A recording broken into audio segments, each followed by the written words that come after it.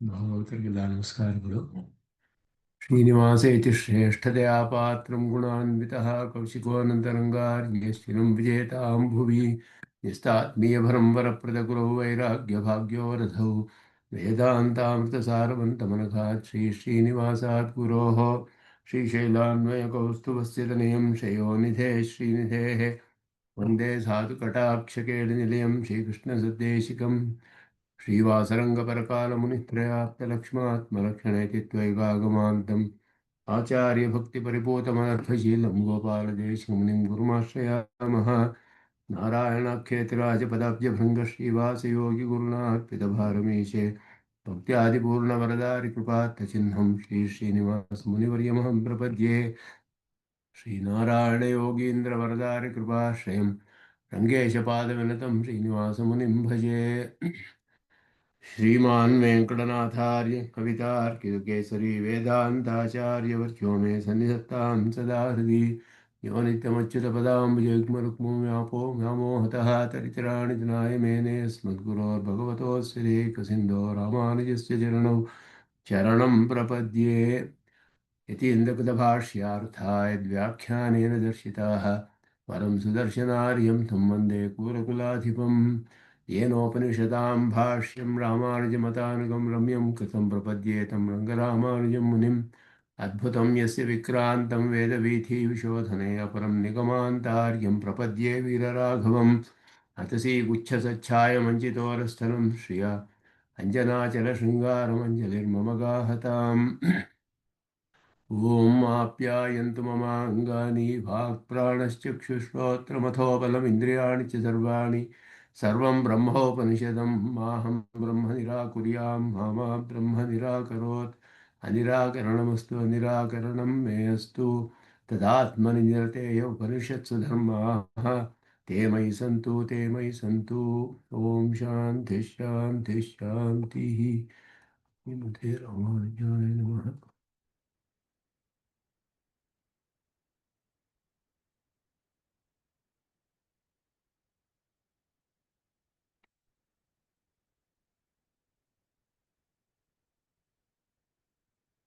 ಛಾಂದೋಗ್ಯ ಉಪನಿಷತ್ತಿನ 6ನೇ ಅಧ್ಯಾಯ ಸದ್ವಿದ್ಯಾ ಪ್ರಕರಣ. ಇದು ತುಂಬ ಮುಖ್ಯವಾದದ್ದು. ಬ್ರಹ್ಮಸೂತ್ರಗಳಲ್ಲಿ ವಿಶೇಷವಾಗಿ ವ್ಯಾಖ್ಯಾನ ಮಾಡಲ್ಪಟ್ಟಿರುವಂತಹದ್ದು ವಿಷಯವಾಕ್ಯವಾಗಿ ತೆಗೆದುಕೊಂಡು ಬಾದರಾಯಣರು ಅನೇಕ ಅಧಿಕರಣಗಳಲ್ಲಿ ಈ ಪ್ರಕರಣದ ವಿಷಯವಾಕ್ಯಗಳನ್ನು ಆಧಾರವಾಗಿಟ್ಟುಕೊಂಡು ಸೂತ್ರಗಳನ್ನು ನಿರ್ಧಾರ ಮಾಡಿದ್ದಾರೆ. ಅರ್ಥವನ್ನು ಸೂತ್ರಗಳಲ್ಲಿ ಅದರಲ್ಲಿ ಆರಂಭದಲ್ಲಿಯೇ ಶ್ವೇತಕೇತು ಅಧ್ಯಯನ ಮಾಡಿಕೊಂಡು ಬಂದಾಗ ಉದ್ದಾಲಕರು ಅವನಿಗೆ ಜಗತ್ತಿಗೆ ಏಕೈಕ ಕಾರಣನಾದ ಪರಬ್ರಹ್ಮ ಸ್ವರೂಪವನ್ನು ಉಪದೇಶ ಮಾಡಬೇಕು ಅನ್ನುವ ದೃಷ್ಟಿಯಿಂದ ಅದನ್ನು ತಿಳಿದೆಯಾ ಅಂತ ಪ್ರಶ್ನೆ ಮಾಡ್ತಾರೆ. ಉತತಮಾದೇಶಮಪರಾಕ್ಷ್ಯೋ ಏನ ಶ್ರುತಂ ಶ್ರುತಂ ಭವತಿ ಅಮತಂ ಮತಂ ಅವಿಜ್ಞಾತಂ ವಿಜ್ಞಾತಂ ಭವತಿ ಅಂತ ಹೇಳಿಬಿಟ್ಟು, ಒಂದನ್ನು ತಿಳಿದರೆ ಎಲ್ಲವನ್ನು ತಿಳಿಯಬಹುದು, ಏಕವಿಜ್ಞಾನೇನ ಸರ್ವವಿಜ್ಞಾನಂ ಅಂತ ಹೇಳುವಂಥದ್ದು. ಆಗ ಆದೇಶ ಅನ್ನೋದು ಏನು ಅನ್ನೋದು ಅರ್ಥವಾಗಲಿಲ್ಲ ಅವನಿಗೆ. ಆದೇಶ ಶಬ್ದಕ್ಕೆ ಆದೇಶ ಅಂದರೆ ಪ್ರಶಾಸನಂ ಅಂತ ಅರ್ಥ, ಆದೇಶಂ ಅಂದರೆ ಪ್ರಶಾಸಿತಾರಂ, ಎಲ್ಲವನ್ನು ಪ್ರಶಾಸನೆ ಮಾಡುವವನು ಅನ್ನುವ ಅರ್ಥವನ್ನು ಪರಮಾತ್ಮನಿಗೆ ಅಲ್ಲಿ ಹೇಳಿದಾಗ ಎಲ್ಲರಿಂದಲೂ ಮುಂದೆ ಅದೇ ಅನೇಕ ಕಡೆ ಈ ಆದೇಶ ಶಬ್ದವು ಉಪದೇಶ ಅನ್ನುವ ಅರ್ಥದಲ್ಲಿಯೇ ಉಪನಿಷತ್ತುಗಳಲ್ಲಿಯೂ ಬರುತ್ತೆ. ಆದರೆ ಈ ಪ್ರಕರಣದಲ್ಲಿ ಇಲ್ಲಿ ಪೂರ್ವಾಪರವನ್ನು, ಈ ಪ್ರಕರಣದ ಅರ್ಥಗಳನ್ನೆಲ್ಲ ಪೂರ್ಣವಾಗಿ ವಿಚಾರ ಮಾಡಿ ನೋಡಿದ್ರೆ ಮತ್ತೆ ಇಲ್ಲಿ ಉಪದೇಶ ಮಾಡಿರುವ ಪ್ರಧಾನವಾದ ಏಕವಿಜ್ಞಾನೇನ ಸರ್ವವಿಜ್ಞಾನ ಅನ್ನುವ ಅರ್ಥ, ಆ ಪ್ರತಿಜ್ಞೆ ಆರಂಭದಲ್ಲಿ ಮಾಡಿರುವಂತಹದ್ದು, ಒಂದನ್ನು ತಿಳಿದರೆ ಎಲ್ಲವೂ ತಿಳಿಯಬಹುದು. ಇದೆಲ್ಲವೂ ಕೂಡ ಕೇವಲ ಉಪದೇಶವಲ್ಲ, ಇದು ಎಲ್ಲವನ್ನು ಪ್ರಶಾಸನೆ ಮಾಡುವ ಪರಮಾತ್ಮನನ್ನು ಉಪಾದಾನ ಕಾರಣ ಮತ್ತು ನಿಮಿತ್ತ ಕಾರಣ ಅಂತ ತಿಳಿದರೆ ಎಲ್ಲವೂ ತಿಳಿಯಲ್ಪಡುತ್ತೆ ಅನ್ನೋದು. ಅದಕ್ಕೆ ಅರ್ಥವನ್ನು ಹಾಗೆ ಮಾಡಬೇಕು ಅಂತ ಅದನ್ನು ಕೇಳಿದ್ರು. ಆದೇಶವನ್ನು ಕೇಳಿದೆಯಾ, ಯಾವುದನ್ನು ಕೇಳಿದ್ರೆ ಎಲ್ಲವೂ ಕೇಳಿದ ಹಾಗಾಗುತ್ತೆ, ಎಲ್ಲವೂ ತಿಳಿದ ಹಾಗಾಗುತ್ತೆ. ಶ್ರವಣ ಮನನ ನಿಧಿಧ್ಯಾಸನಗಳು ಅಲ್ಲಿ ಹೇಳಲ್ಪಟ್ಟಿದೆ ಅಂತ ಆ ರೀತಿಯಲ್ಲಿ ಪರಮಾತ್ಮನನ್ನು ತಿಳಿದರೆ ಎಲ್ಲವೂ ತಿಳಿಯಬಹುದು. ಅವರ ವಿಚಾರವನ್ನು ನೀನು ಕೇಳಿದೀಯಾ ಆಚಾರ್ಯರಲ್ಲಿ? ಅವರಲ್ಲಿ ಪ್ರಶ್ನಕಾಲ ಪ್ರತೀಕ್ಷಃ ಅಂತ ಹೇಳಿ, ಪ್ರಶ್ನಕಾಲ ಯಾವುದು ಸರಿಯಾದ ಕಾಲದಲ್ಲಿ ಆಚಾರ್ಯರನ್ನು ಪ್ರಶ್ನೆ ಮಾಡಿ ಸರಿಯಾದ ರೀತಿಯಲ್ಲಿ ಅವರ ಸೇವೆಯನ್ನೆಲ್ಲ ಮಾಡಿ ಅವರ ಗುರುಕುಲದಲ್ಲಿದ್ದು ಪಡೆಯಬೇಕಾದಂತಹ ಉಪದೇಶ, ಆ ದೃಷ್ಟಿಯಿಂದ ಆ ರೀತಿಯಲ್ಲಿ ನೀನು ಇದನ್ನು ತಿಳಿದೆಯಾ, ಕೇಳಿದೆಯಾ ಅಂತ ಹೇಳಿದ್ರು. ಪೃಷ್ಠವಾನಸಿ ಅಂತಲೇ ಅರ್ಥ ಮಾಡಿದ್ರು. ಕೇಳಿದೆಯಾ ಆಚಾರ್ಯರಲ್ಲಿ ಅಂತ ಹೇಳಿಬಿಟ್ಟು. ಅದಕ್ಕೆ ಅವನು ಶ್ವೇತಕೇತುವಿಗೆ ತಿಳಿದಿರಲಿಲ್ಲ, ಅದನ್ನು ಕೇಳಿರಲಿಲ್ಲ ಆಚಾರ್ಯರಿಗೆ ಈ ವಿಧವಾದ ಅರ್ಥವನ್ನು. ಎಲ್ಲವನ್ನೂ ತಿಳಿದಿದ್ದೀನಿ ಅಂತ ಅವನಿಗೆ ಭಾವನೆ ಇತ್ತು. ಅಧ್ಯಯನ ಮಾಡಿಕೊಂಡು ಬಂದ 12 ವರ್ಷ ಎಲ್ಲವನ್ನು ತಿಳಿಯಬೇಕಾದ್ದೆಲ್ಲ ನನಗೆ ತಿಳಿದು ಬಿಟ್ಟಿದೆ ಅನ್ನುವ ಭಾವನೆ ಇತ್ತು. ಆ ಭಾವನೆಯನ್ನು ಅವನಿಗೆ ಹೋಗಿಸುವುದಕ್ಕೋಸ್ಕರವೂ ಮತ್ತು ಅವನಿಗೆ ಪರಮಾತ್ಮ ಸ್ವರೂಪವನ್ನು ಉಪದೇಶ ಮಾಡುವುದಕ್ಕೋಸ್ಕರವೂ ಕೃಪೆಯಿಂದ ಅವರ ತಂದೆಯವರಾದ ಉದ್ದಾಲಕರು ಈ ಪ್ರಶ್ನೆಯನ್ನು ಮಾಡಿ ಅವನು ಹೇಳ್ತಾನೆ, ಕಥನ್ನು ಭಗವಃ ಸ ಆದೇಶ ಭವತಿ, ಇದು ಹೇಗೆ ಆಗುತ್ತೆ ನನಗೆ ಅರ್ಥವಾಗಲಿಲ್ಲ ಅಂತ ಹೇಳ್ದ ಅವನು. ಹೇಗೆ ಈ ಆದೇಶ, ಒಂದನ್ನು ತಿಳಿದ್ರೆ ಎಲ್ಲ ತಿಳಿಯುತ್ತೆ ಅಂತ ಹೇಳ್ತಿರಲ್ಲ. ಅನ್ಯಜ್ಞಾನ ಅಸಂಭವಾದಿ. ಅವ್ರು ಹೇಳಿದ್ರು, ಉತ್ತಮ ಆದೇಶಮ ಪ್ರಾಕ್ಷ್ಯೋ ಏನ ಶ್ರುತೇನ ಶ್ರುತಂ ಭವತಿ, ಏನ ಮತೇನ ಅಮತಂ ಮತಂ ಭವತಿ. ಅವನು ತಿಳಿದ್ರೆ, ಮರಣ ಮಾಡಿದ್ರೆ ಎಲ್ಲವೂ ತಿಳಿದಾಗ ಆಗ್ಬಿಡುತ್ತಲ್ಲ. ಅವನು ಕೇಳಿದ್ಯಾ ಅಂದರೆ ಅನ್ಯಜ್ಞಾನ ಅಸಂಭವಾತ್. ಯಾವುದನ್ನೋ ತಿಳಿದ್ರೆ ಇನ್ಯಾವುದೋ ಹೇಗೆ ತಿಳಿಯುತ್ತೆ? ಅವನಿಗೆ ಈ ವಿಚಾರ ಬಂತು ಮನಸ್ಸಿನಲ್ಲಿ. ವಿಜ್ಞಾನೇನ ಸರ್ವ ವಿಜ್ಞಾನ ಸಂಭವಂ ಮನ್ಮಾನಃ ಚೋದಯತಿ. ಇದು ಅಸಂಭವವಾದ್ದರಿಂದ ವಿಜ್ಞಾನ ಅಸಂಭವಂ.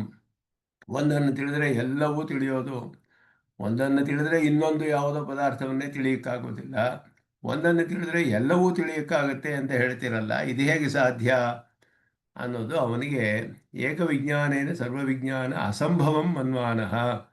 ಇದು ಸಾಧ್ಯವೇ ಇಲ್ವಲ್ಲ, ಇದು ಹೇಗೆ ಸಂಭವ?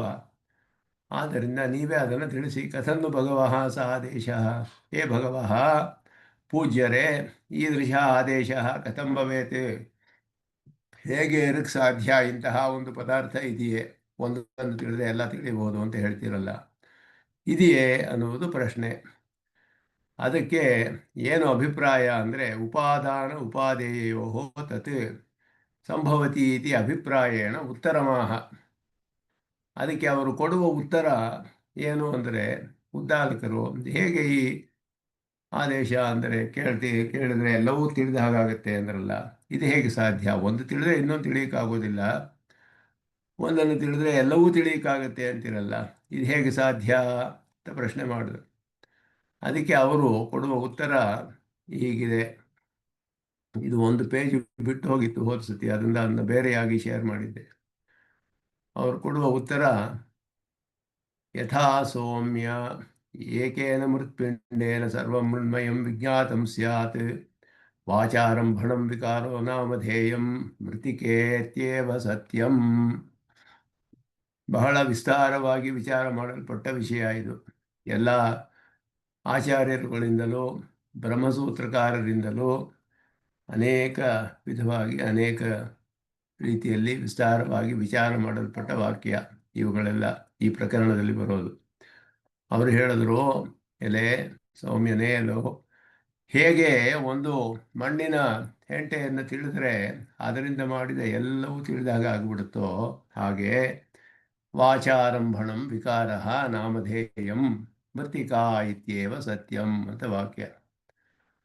ವಾಚಾರಂಭಣಂ ಅನ್ನಕ್ಕೆ ಅರ್ಥ ಏನು ಅಂದರೆ, ಇಲ್ಲಿ ಆರಂಭಣಂ ಅನ್ನೋದು ರಲಯೋ ಅಭೇದ ಅಂತ ವ್ಯಾಕರಣದಲ್ಲಿ ಅನೇಕ ಕಡೆ ಉಪಯೋಗಿಸ್ತಾರೆ.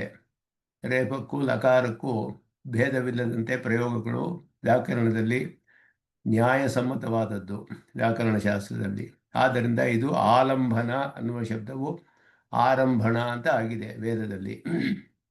ಆಲಂಬನ ಅನ್ನುವ ಶಬ್ದ ಲಭ ಸ್ಪರ್ಶ ಹಿಂಸೆಯೋ ಅಂತ ಧಾತುವಿನಿಂದ ಬಂದಂತಹ ಶಬ್ದ ಆಲಂಬನ.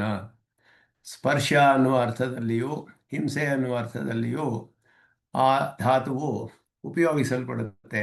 ಲಭ ಅನ್ನುವ ಶಬ್ದವು ಅಲ್ಲಿ ಅಗ್ನಿ ಶೋಮಿಯಂ ಪಶುಮಾಲಭೇತ, ಆಲಭನ ಯಜ್ಞಗಳಲ್ಲಿ ಹೇಳೋದು ಹಿಂಸಾರ್ಥ ಅಂತ ಹೇಳಿದ್ರೆ ಅಲ್ಲಿ ಹವಿಸ್ಸಾಗಿ ಸಮರ್ಪಣೆ ಮಾಡಬೇಕು ಒಂದು ಪಶುವನ್ನು ಅಗ್ನಿ ಮತ್ತು ಸೋಮರಿಗೆ. ಅವರಿಗೆ ಪಶುವನ್ನು ಹೋಮದಲ್ಲಿ ಯಾಗಗಳಲ್ಲಿ ಹವಿಸ್ಸಾಗಿ ಮಾಡುವಾಗ ಅಲ್ಲಿ ಹಿಂಸಾರ್ಥ ಅಂತ ಅರ್ಥ. ಇಲ್ಲಿ ಸ್ಪರ್ಶಾರ್ಥ ಅನ್ನೋದನ್ನು ಅರ್ಥ ಮಾಡ್ಕೊಳ್ಬೇಕು. ಪ್ರಕರಣಕ್ಕೆ ವಿಷಯಗಳಿಗೆ ಅನುಗುಣವಾಗಿ ಶಬ್ದಗಳಿಗೆ ಅರ್ಥವನ್ನು ನಾವು ನಿರ್ಧಾರ ಮಾಡಬೇಕು. ಒಬ್ಬನು ಊಟ ಮಾಡ್ತಾ ಇರುವಾಗ ಸೈಂಧವಮಾನಯ ಅಂತ ಹೇಳ್ತಾನೆ. ಸೈಂಧವ ಅಂತ ಹೇಳಿದ್ರೆ ಕುದುರೆ ಅಂತ ಒಂದು ಅರ್ಥ. ಊಟ ಮಾಡುವಾಗ ಕುದುರೆ ತಗೊಂಡು ಬಾ ಅಂತ ಹೇಳೋದಿಲ್ಲ ಅವನು. ಸೈಂಧವಕ್ಕೆ ಲವಣ ಅಂತಲೂ ಒಂದು ಅರ್ಥ, ಉಪ್ಪು ಅಂತ ಅರ್ಥ. ಉಪ್ಪನ್ನು ತಗೊಂಬ ಅಂತ ಅರ್ಥ ಅಲ್ಲಿ ತಿಳ್ಕೊಳ್ಬೇಕು. ಊಟ ಮಾಡ್ತಿರುವಾಗ ಪ್ರಕರಣಕ್ಕೆ ಸೈಂಧವಮಾನಯ ಅಂದರೆ ಸೈಂಧವ ಶಬ್ದಕ್ಕೆ ಕುದುರೆ ಅಂತ ಅರ್ಥ. ಕುದುರೆ ತಗೊಂಬಂದು ನಿಲ್ಲಿಸ್ತಾರೆಯೇ ಇಲ್ವಲ್ಲ. ಹಾಗೆ ಪ್ರಕರಣಕ್ಕೆ ಅನುಗುಣವಾಗಿ ಅಲ್ಲಿ ಪೂರ್ವಾಪರ ನೋಡಿ ಶಬ್ದಾರ್ಥಗಳನ್ನು ನಿಶ್ಚಯ ಮಾಡಬೇಕು. ಆರಂಭಣ ಶಬ್ದಕ್ಕೆ ಇಲ್ಲಿ ಆಲಂಬನ ಅನ್ನುವ ಅರ್ಥ, ಲಭ ಸ್ಪರ್ಶಾರ್ಥದಲ್ಲಿ ಅರ್ಥವನ್ನು ತೆಗೆದುಕೊಳ್ಬೇಕು. ಸ್ಪರ್ಶಿಸಲ್ಪಡುತ್ತೆ ಅಂದರೆ ಅದರೊಳಗೆ ವಾಗ್ವ್ಯವಹಾರದಲ್ಲಿ ಅವರೊಡನೆ ಸ್ಪರ್ಶ ಪಟ್ಟು ಅದರಿಂದ ವಿಕಾರವು ನಾಮಧೇಯವು ಉಂಟಾಗುತ್ತೆ. ಆದ್ದರಿಂದ ಅದರಲ್ಲಿ ಮಣ್ಣಿನಲ್ಲಿಯೇ ಒಂದು ವಿಕಾರ ಉಂಟಾಗಿ ಘಟ ಶರಾವೆ ಮೊದಲಾದದ್ದೆಲ್ಲ ಆಗಿ ವಾಕು ವ್ಯಾಪಾರಗಳಿಗೂ ವ್ಯವಹಾರಗಳಿಗೂ ಅನುಕೂಲವಾಗುವ ಹಾಗೆ ವಿಕಾರಗಳೆಲ್ಲ ಉಂಟಾಗುತ್ತೆ. ಮಣ್ಣು ಘಟವಾಗಿ ವಿಕಾರ ಹೊಂದುತ್ತೆ, ಘಟವು ಶರಾವೆಯಾಗಿ ವಿಕಾರ ಉಂಟಾಗುತ್ತೆ. ಇದೆಲ್ಲ ವಿಕಾರಗಳು ಉಂಟಾಗುತ್ತೆ. ಒಂದೊಂದಕ್ಕೂ ಬೇರೆ ಬೇರೆ ನಾಮಗಳು, ಹೆಸರುಗಳು, ಅದರ ವ್ಯಾಪಾರಗಳು ಎಲ್ಲ ಬದಲಾಗುತ್ತೆ. ಮಣ್ಣೇ ಎಲ್ಲವೂ ಮಣ್ಣಿನಿಂದಲೇ ಮಾಡಲ್ಪಟ್ಟಿರೋದು. ಮಣ್ಣಿನ ಸ್ವರೂಪವನ್ನು ತಿಳಿದರೆ ಎಲ್ಲದರ ಸ್ವರೂಪವು ತಿಳಿದು ಬಿಡುತ್ತೆ. ಆ ಒಂದು ದೃಷ್ಟಿಯಿಂದ ಆ ಮಣ್ಣು ಅಲ್ಲಿ ವಿಶೇಷವಾಗಿ ಉಪಾದಾನ ಕಾರಣ, ಮೆಟೀರಿಯಲ್ ಕಾಸ್ ಅಂತ ಹೇಳೋದು ಮಣ್ಣು. ಆದ್ದರಿಂದ ಇವರು ಉಪದೇಶ ಮಾಡ್ತಿರೋದು ಬ್ರಹ್ಮನಿಂದಲೇ ಎಲ್ಲವೂ ಸೃಷ್ಟಿಯಾಗಿರುವಾಗ ಎಲ್ಲವೂ ಬ್ರಹ್ಮನ ವಿಕಾರ ಅಂತ ಅರ್ಥ. ಬ್ರಹ್ಮನ ವಿಕಾರವೇ ಎಲ್ಲ, ಬ್ರಹ್ಮನ ಹೆಸರುಗಳೇ ಎಲ್ಲ ಹೆಸರುಗಳು, ಬ್ರಹ್ಮನ ರೂಪಗಳೇ ಎಲ್ಲ ರೂಪಗಳು. ಅಂದರೆ ಅಲ್ಲಿ ಬ್ರಹ್ಮಾತ್ಮಕ ಅನ್ನುವ ಅರ್ಥ ವಿಶೇಷವಾಗಿ ಬರುತ್ತೆ. ಚಿರಚಿತ್ ವಿಶಿಷ್ಟನಾದ ಬ್ರಹ್ಮ ಉಪಾದಾನ ಕಾರಣ ಅಂತ ಹೇಳಿ ಉದಾಹರಣೆ ಕೊಡುವಾಗ ಲೌಕಿಕವಾದ ಉದಾಹರಣೆ ಕೊಟ್ಟರೆ ನಮ್ಮ ಮನಸ್ಸಿಗೆ ತಕ್ಷಣ ಸುಲಭವಾಗಿ ಕೆಲವು ವಿಷಯಗಳು ತಿಳಿಯುತ್ತೆ. ಉಪನಿಷತ್ತಿನ ಉದಾಹರಣೆಗಳಲ್ಲಿ ಕೆಲವು ಅಂಶಗಳನ್ನು ಉಪದೇಶ ಮಾಡೋಕ್ಕೋಸ್ಕರ ಹೇಳಿರುವ ಉದಾಹರಣೆ. ಆ ದೃಷ್ಟಾಂತಗಳಲ್ಲಿ ಆ ಅಂಶ ಮಾತ್ರವೇ ನಾವು ಗ್ರಹಣ ಮಾಡಬೇಕೇ ಹೊರತು ಎಲ್ಲ ಅಂಶದಲ್ಲಿಯೂ ಯಾವ ದೃಷ್ಟಾಂತವೂ ಸರಿ ಹೊಂದೋದಿಲ್ಲ. ದೃಷ್ಟಾಂತಗಳಲ್ಲಿ ಕೆಲವು ಅಂಶಗಳು ಮಾತ್ರವೇ. ಚಂದ್ರೈವ ಮುಖಂ ಅಂತ ಹೇಳಿದ್ರೆ, ಚಂದ್ರನಂತೆ ಮುಖವಿದೆ ಅಂತ ಹೇಳಿದ್ರೆ ಏನು, ಅದು ಒಂದು ಶೋಭೆ, ಒಂದು ಸೌಂದರ್ಯ, ಅದನ್ನು ತಿಳಿಸುತ್ತೆಯೇ ಹೊರತು ಎಲ್ಲ ದೃಷ್ಟಿಯಲ್ಲೂ ಮುಖಕ್ಕೂ ಚಂದ್ರನಿಗೂ ಸಮತ್ವ ಇಲ್ಲ ಅಲ್ಲಿ. ಅಂದರೆ ಎಲ್ಲ ಕಡೆಯೂ ಹಾಗೆಯೇ ದೃಷ್ಟಾಂತಗಳು ಈ ಕೆಲವು ಅಂಶಗಳನ್ನು ಉಪದೇಶ ಮಾಡೋಕ್ಕೆ ತಿಳಿಸುವಂಥದ್ದು. ಆ ಅಂಶವನ್ನು ಮಾತ್ರವೇ ಅಲ್ಲಿ ಗ್ರಹಣ ಮಾಡಬೇಕು. ಇಲ್ಲಿ ಯಾವ ಅಂಶ ಅಂದರೆ ಒಂದನ್ನು ತಿಳಿದ್ರೆ ಅನೇಕವನ್ನು ತಿಳಿಬಹುದು, ಒಂದನ್ನು ತಿಳಿದ್ರೆ ಅದರಿಂದಾದ ಎಲ್ಲವನ್ನು ತಿಳಿಯಬಹುದು. ಇಲ್ಲಿ ಅದಕ್ಕಿಂತ ಅಧಿಕವಾಗಿ ಒಂದು ಕಾರ್ಯಕಾರಣ ಭಾವ ಅನ್ನೋದು ಉಪದೇಶ ಮಾಡಲ್ಪಡುತ್ತೆ. ಆ ದೃಷ್ಟಿಯಿಂದ ಇಲ್ಲಿ ದೃಷ್ಟಾಂತ ಬಂದಿದೆ ಅನ್ನೋದು ಪ್ರಧಾನವಾದದ್ದು. ಇದಕ್ಕೆ ಅವರು ವ್ಯಾಖ್ಯಾನವನ್ನು ಮಾಡ್ತಾರೆ. ಯಥಾ ಸೌಮ್ಯ ಏಕೇನ ಯಥಾ ಉಪಾದಾನಭೂತೆ ಮೃತ್ಪಿಂಡೇ ಜ್ಞಾತೆ. ಉಪಾದಾನವಾದ ಮಣ್ಣಿನ ಒಂದು ಹೆಂಟೆ ಕಟ್ಟಿ ಅದನ್ನು ತಿಳಿದರೆ ತದುಪಾದೇಯ, ಅದರಿಂದ ಉಂಟಾಗುವಂತಹ ಅದರ ಕಾರ್ಯವಾದದ್ದು ಉಪಾದೇಯವಾಗುತ್ತೆ. ಉಪಾದಾನದಿಂದ ಉಂಟಾಗುವುದು ಉಪಾದೇಯ. ಘಟಶರಾವಾದಿಕಂ, ಘಟ ಶರಾವೆ ಅಂದರೆ ಒಂದು ತಟ್ಟೆ, ಆ ಥರ ಒಂದು ಪದಾರ್ಥ. ಇವುಗಳೆಲ್ಲವೂ ಕೂಡ ಜ್ಞಾತಂಭವತಿ ತದ್ವತ್ ಇತ್ಯರ್ಥ. ಅದನ್ನು ತಿಳಿದರೆ ಎಲ್ಲವೂ ತಿಳಿದ ಹಾಗೆ ಆಗುತ್ತೆ. ಉಪಾದಾನವಾದ ಮಣ್ಣನ್ನು ತಿಳಿದರೆ ಉಪಾದೇಯವಾದ ಎಲ್ಲವೂ ತಿಳಿದು ಬರುತ್ತೆ ಅಂತ ಹೇಳಿದ್ರು. ಅದಕ್ಕೆ ಬೇರೆ ಮತಗಳನ್ನೆಲ್ಲ ಪರೀಕ್ಷೆ ಮಾಡ್ತಾರೆ. ಇಲ್ಲಿ ವಿಶೇಷವಾಗಿ ನೈಯಾಯಿಕರು ಹೇಳುವ ವಿಷಯ. ನೈಯಾಯಿಕ ರೀತ್ಯ ಅಸದೇವ ಘಟಾಧಿಕಂ ಮೃತ್ಪಿಂಡೇನ ಉತ್ಪದ್ಯತೆ. ಲಾಜಿಷಿಯನ್ಸು ನೈಯಾಯಿಕರು ಏನು ಹೇಳ್ತಾರೆ ಅಂದರೆ ನ್ಯಾಯ ವೈಶೇಷಿಕರು ಎಲ್ಲ ನೈಯಾಯಿಕರೇನೆ, ಗೌತಮರು, ಕಣಾದರು, ಇಲ್ಲದೇ ಇರುವಂತಹ ಘಟ ಮೊದಲಾದಗಳು ಮಣ್ಣಿನ ಉಂಡೆಯಿಂದ ಉತ್ಪತ್ತಿ ಉತ್ಪತ್ತಿ ಮಾಡಲ್ಪಡುತ್ತೆ. ಘಟವು ಹೊಸದಾದ ದ್ರವ್ಯ ಅಂತ ಹೇಳ್ತಾರೆ. ಮಣ್ಣೇ ದ್ರವ್ಯ, ಅದುವೇ ಘಟವಾಗಿಲ್ಲ. ಮಣ್ಣಿನಿಂದ ಒಂದು ಹೊಸ ದ್ರವ್ಯ ಘಟ ಉಂಟಾಗುತ್ತೆ, ಅದು ಬೇರೆ ದ್ರವ್ಯ. ದ್ರವ್ಯಾಂತರ, ಒಂದೇ ದ್ರವ್ಯವಲ್ಲ, ಎರಡು. ಉತ್ಪತ್ತಿವಾದ ಅಂತ ಹೆಸರು, ಹೊಸದಾಗಿ ಉತ್ಪನ್ನವಾಗುತ್ತೆ ಅಂತ ಹೇಳ್ತಾರೆ ಅವರು. ಅವಯವಗಳಿಂದ ಹೊಂದಿರುವ ಅವಯವಿ ಬೇರೆ, ಹೊಸದಾದ ಒಂದು ಪದಾರ್ಥ ಉಂಟಾಗುತ್ತೆ ಅಲ್ಲಿ ಅಂತ ಹೇಳಿದ್ರು. ಅದರಿಂದ ಅತಶ್ಚ ಉಪಾದಾನ ಉಪಾದೇಯೋ ಭೇದಾತ್, ಉಪಾದಾನಕ್ಕೂ ಉಪಾದೇಯಕ್ಕೂ ಭೇದವಾಯಿತು, ಎರಡು ಬೇರೆ ಬೇರೆ ಆಗೋಯಿತು. ನ ಮೃತ್ಪಿಂಡೇ ಜ್ಞಾತೆ ಸರ್ವ ಮೃಣ್ಮಯಾನ ಜ್ಞಾತತ್ವಂ ಭವತಿ ಇತಿ ಸ್ಮನ್ಮಾನಂ ಪ್ರತ್ಯಾಹ. ಶ್ವೇತಕೇತುಗೆ ಈ ರೀತಿ ಸಂದೇಹ ಬಂದಿರಬಹುದು. ನ್ಯಾಯವಾಗಿ ನೋಡಿದ್ರೆ ತರ್ಕದಲ್ಲಿ ಈ ರೀತಿ ಹೇಳ್ತಾರೆ, ತರ್ಕಶಾಸ್ತ್ರದಲ್ಲಿ, ನ್ಯಾಯಶಾಸ್ತ್ರದಲ್ಲಿ ಹೀಗೆ ಹೇಳಿದೆ, ಹೊಸದಾಗಿ ಉತ್ಪನ್ನವಾಗುತ್ತೆ ಅಂತ ಹೇಳಿಬಿಟ್ಟು ದ್ರವ್ಯವು ಬೇರೆ ಅಂತ ಹೇಳಲ್ಪಟ್ಟಿದೆ. ಆದ್ದರಿಂದ ಒಂದನ್ನು ತಿಳಿದ್ರೆ ಎಲ್ಲ ತಿಳಿಯೋದು, ಬೇರೆ ದ್ರವ್ಯ, ಈ ದ್ರವ್ಯವನ್ನು ತಿಳಿದ್ರೆ ಇನ್ನೊಂದು ದ್ರವ್ಯವನ್ನು ಹೇಗೆ ತಿಳಿಯೋದು, ಇನ್ಯಾವುದೋ ದ್ರವ್ಯವನ್ನು ಅಂತ ಅವನಲ್ಲಿ ಮನಸ್ಸಿನಲ್ಲಿ ಆ ದೃಷ್ಟಿಯಿಂದ ವಿಚಾರ ಮಾಡಿ ಅವನು ಪ್ರಶ್ನೆಯನ್ನು ಮಾಡಿದ್ದಾನೆ. ಅದಕ್ಕೆ ಉತ್ತರವನ್ನು ವಾಚಾರಂಭಣಂ ವಿಕಾರೋ ನಾಮಧೇಯಂ ವೃತ್ತಿಕೆ ಏವ ಸತ್ಯಂ ಅಂತ ಕೊಟ್ಟರು ಉತ್ತರ. ನೈಯಾಯಿಕರಿಗೆ ಇದು ತಳ್ಳಿ ಹಾಕೋದು ಅವರ ಮತವನ್ನು, ವೇದಾಂತಕ್ಕೆ ವಿರೋಧ ಇಲ್ಲಿ. ವಾಚಾರಂಭಣಂ ವಿಕಾರೋ ನಾಮಧೇಯಂ, ಘಟತ್ವಾದಿ ಲಕ್ಷಣ ವಿಕಾರ.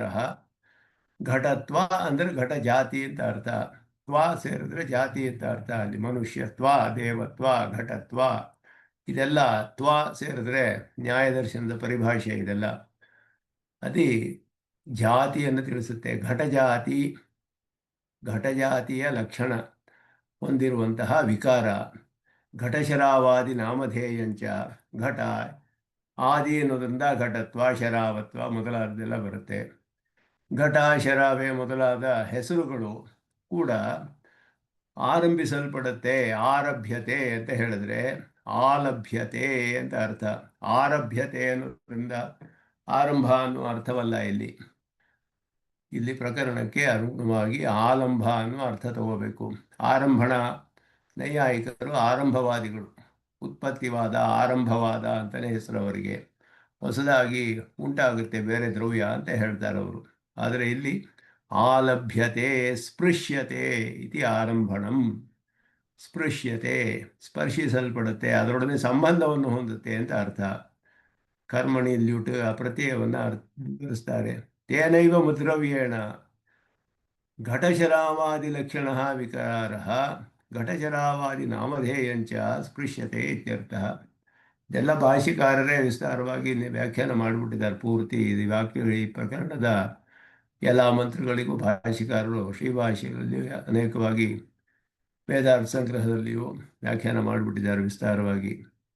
ಘಟ ಅದೇ ಮೃದ್ರವ್ಯದಿಂದ, ಮೃದ್ರವ್ಯದಿಂದಲೇ, ಆ ಮೃದ್ರವ್ಯದಿಂದಲೇ ಘಟಶರಾವ ಮೊದಲಾದ ಲಕ್ಷಣದ ವಿಕಾರಗಳು, ಘಟ, ಶರಾವೆ ಮೊದಲಾದ ಹೆಸರುಗಳು ಕೂಡ ಸಂಬಂಧ ಹೊಂದುತ್ತೆ, ವಿಕಾರವನ್ನು ಹೊಂದುತ್ತೆ, ನಾಮವನ್ನು ಹೊಂದುತ್ತೆ. ಅದೇ ದ್ರವ್ಯ, ಮಣ್ಣು ಅನ್ನುವ ದ್ರವ್ಯವೇ.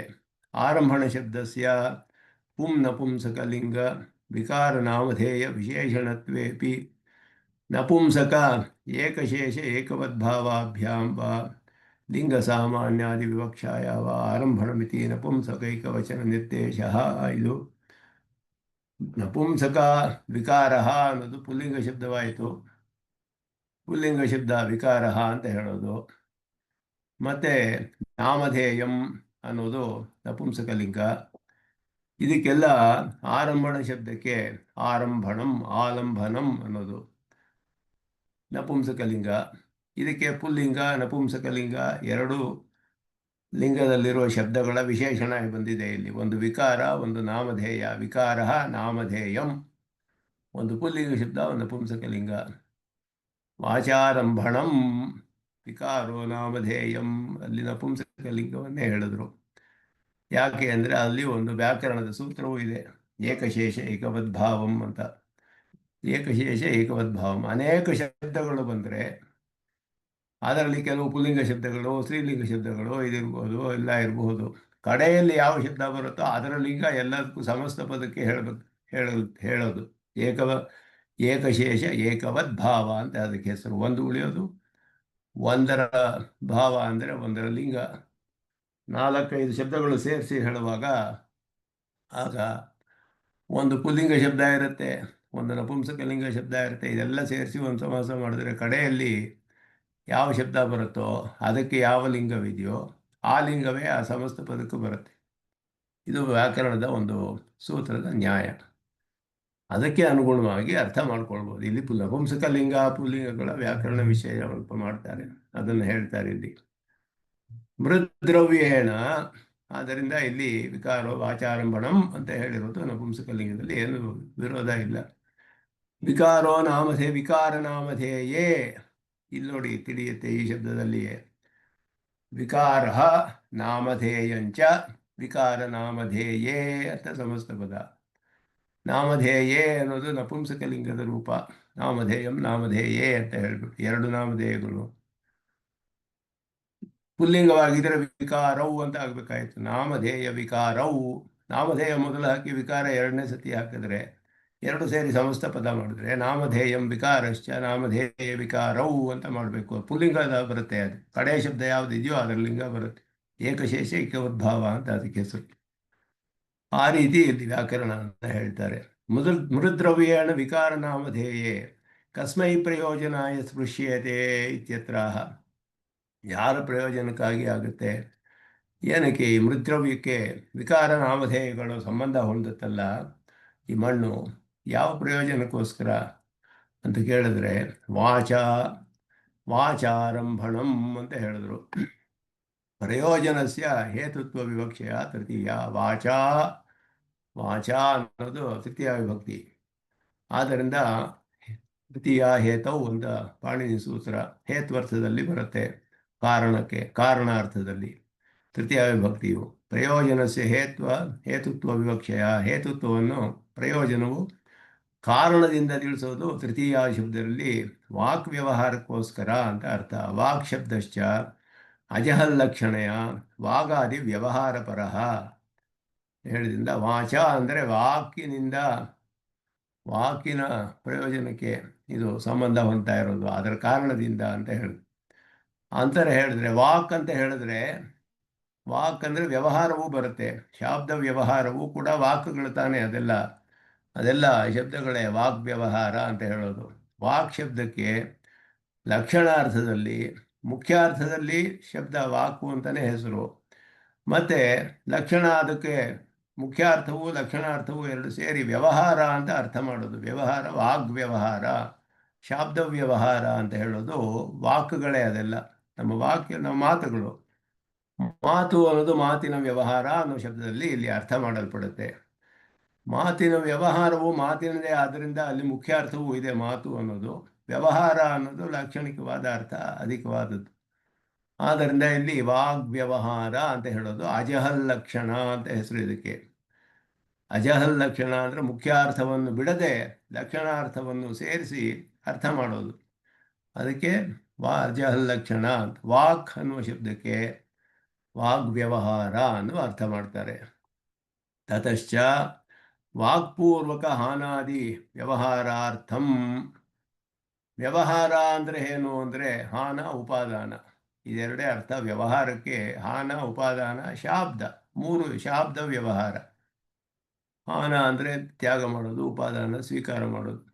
ಘಟ ವ್ಯವಹಾರ ಮಾಡ್ತೀವಿ ಅಂದರೆ ಅದನ್ನು ತೆಗೆದುಕೊಂಡು ಬರ್ತೀವಿ, ಇಲ್ಲ ಅಂದರೆ ಅದು ಒಂದು ಕಡೆ ಇಡ್ತೀವಿ, ಒಂದು ಕಡೆ ತೆಗಿತೀವಿ, ಬಿಡ್ತೀವಿ. ಅರ್ಥಗಳಲ್ಲಿ ಸ್ವೀಕಾರ ಮಾಡೋದು, ತ್ಯಾಗ ಮಾಡೋದು, ಇದೆಲ್ಲ ಇದಕ್ಕೆ ವ್ಯವಹಾರ ಅಂತ ಹೆಸರು. ಸಾಮಾನ್ಯವಾಗಿ ವ್ಯವಹಾರ ಅಂದರೆ ಬರೀ ವ್ಯಾಪಾರ ಅಲ್ಲ, ಅದರಲ್ಲಿ ಹಾನ ಉಪಾದಾನ ಅಂದು ಮತ್ತೆ ಶಾಬ್ದ ವ್ಯವಹಾರ, ಶಬ್ದದ ರೂಪವಾಗಿ ವ್ಯವಹಾರ ಮಾಡ್ತೀವಿ ನಾವು. ಈ ಮೂರು ವ್ಯವಹಾರಕ್ಕೆ ಈ ಶಬ್ದಗಳು ಹಾನಾದಿ, ಹಾನ ಉಪಾದಾನ ಶಾಬ್ದ ಅಂತ ಅರ್ಥ. ವಾಕ್ಪೂರ್ವಕ ಹಾನಾದಿ ವ್ಯವಹಾರಾರ್ಥಂ. ಹಾನ ಉಪಾದಾನ ವಾಕ್ಪೂರ್ವಕವಾದ ಮಾನ ಉಪಾದಾನ ಮೊದಲಾದ ವ್ಯವಹಾರಕ್ಕೋಸ್ಕರ ಮೃತ್ಪಿಂಡೇನ ನಾಮರೂಪೇ ಸ್ಪೃಶ್ಯೇತೆ. ಮೃತ್ಪಿಂಡದೊಡನೆ ನಾಮರೂಪಗಳು ಸ್ಪರ್ಶಿಸಲ್ಪಡುತ್ತೆ, ಅಂದರೆ ಸಂಬಂಧ ಹೊಂದುತ್ತೆ ಅಂತ ಹೇಳಿದ್ರೆ, ವ್ಯವಹಾರ ಅಂತ ವಾಕ್ಪೂರ್ವಕ ವ್ಯವಹಾರ ಅಂದರೆ ಘಟಮಾನಯ ಅಂತ ಹೇಳ್ತಾನೆ. ಘಟವನ್ನು ತೆಗೆದುಕೊಂಡು ಬಾ, ಅದು ಘಟಕ್ಕೆ ಒಂದು ರೂಪ ಇದೆ, ಅದಕ್ಕೊಂದು ಶಬ್ದನೇ ಹೆಸರಿದೆ, ಇದೆಲ್ಲವೂ ಇದೆ, ಒಂದು ರೂಪ ನಾಮ ಎಲ್ಲ ಇದೆ. ಆದ್ದರಿಂದ ಈ ವ್ಯವಹಾರಕ್ಕೆ ಒಳಪಡುತ್ತೆ ಇದೆಲ್ಲ. ಘಟ ಶರಾವೆ ಮೊದಲೆಲ್ಲ ಮಣ್ಣಿನ ವಿಕಾರಗಳು, ಅದಕ್ಕೆ ಬರುವ ರೂಪಗಳು, ಇದೆಲ್ಲವೂ ಕೂಡ ವ್ಯವಹಾರಾರ್ಥವಾಗಿ ವಿಕಾರಗಳನ್ನು ಹೊಂದುತ್ತೆ. ಮೃತ್ಪಿಂಡ ಏವ, ಹಾಗಾದರೆ ಅದಕ್ಕೆ ಮುಖ್ಯವಾದ ಅರ್ಥ ಏನು ಅಂದರೆ, ಮೃತ್ಪಿಂಡ ಏವ ನಾಮರೂಪ ಭಾಗ್ಭವತಿ, ಮಣ್ಣೇ ನಾಮವನ್ನು ರೂಪವನ್ನು ಹೊಂದಿದುದಾಗಿ ಆಗುತ್ತೆ. ಅದುವೇ ಅಲ್ಲಿ ವಾಚಾರಂಭಣಂ ಅಂದರೆ ವಾಗ್ವ್ಯವಹಾರಕ್ಕೆ ಸಂಬಂಧಪಡೋದು ಅಂತ ಅರ್ಥ. ವಾಗ್ವ್ಯವಹಾರದ ಪ್ರಯೋಜನಕ್ಕೋಸ್ಕರ ನಾಮರೂಪಗಳೊಡನೆ ಅದು ಸಂಬಂಧವನ್ನು ಪಡುತ್ತೆ ಅಂತ ಅರ್ಥ ಅಲ್ಲಿ. ಅದನ್ನ ವಿಕಾರ ಹೊಂದಿ, ವಿಕಾರವು ನಾಮಧೇಯವು ಆದ್ದರಿಂದ ಉಂಟಾಗುತ್ತೆ ಅದಕ್ಕೆ. ಆಗ ಏನು ತಿಳಿಯಿತು ಅಂದರೆ, ಬೇರೆ ಒಂದು ದ್ರವ್ಯ ಬರೋದಿಲ್ಲ ಅಲ್ಲಿ. ಈ ಮಣ್ಣಿಗೆ ವ್ಯವಹಾರಾರ್ಥವಾಗಿ ವಿಕಾರವೂ ಉಂಟಾಗುತ್ತೆ, ನಾಮವೂ ಉಂಟಾಗುತ್ತೆ ಅಂತ ಅರ್ಥ ಅಲ್ಲಿ. ಆದ್ದರಿಂದ ಮಣ್ಣಿನಿಂದ ಘಟ ಮಾಡಿದ್ರೆ ಅದೇ ಅರ್ಥ. ಮಣ್ಣಿನಿಂದ ಒಂದು ಘಟವನ್ನು ಮಾಡ್ತಾನೆ ಕುಲಾಲನು. ಆ ಘಟವನ್ನು ಯಾಕೆ ಮಾಡ್ತಾನೆ ಅಂದರೆ, ಒಂದು ಪ್ರಯೋಜನಕ್ಕೆ ಉಪಯೋಗಿಸಲ್ಪಡುತ್ತೆ ಘಟ. ಅದಕ್ಕೊಂದು ರೂಪ, ಒಂದು ನಾಮ ಉಂಟಾಗುತ್ತೆ. ಆ ಪ್ರಯೋಜನಕ್ಕೆ ಹಾನಾದ ಉಪಾದಾನಾದಿ ವ್ಯವಹಾರಕ್ಕೆ ಒಳಪಡುತ್ತೆ ಅದು. ಆದ್ದರಿಂದ ಅದುವೇ ಪ್ರಯೋಜನ ಅದಕ್ಕೆ.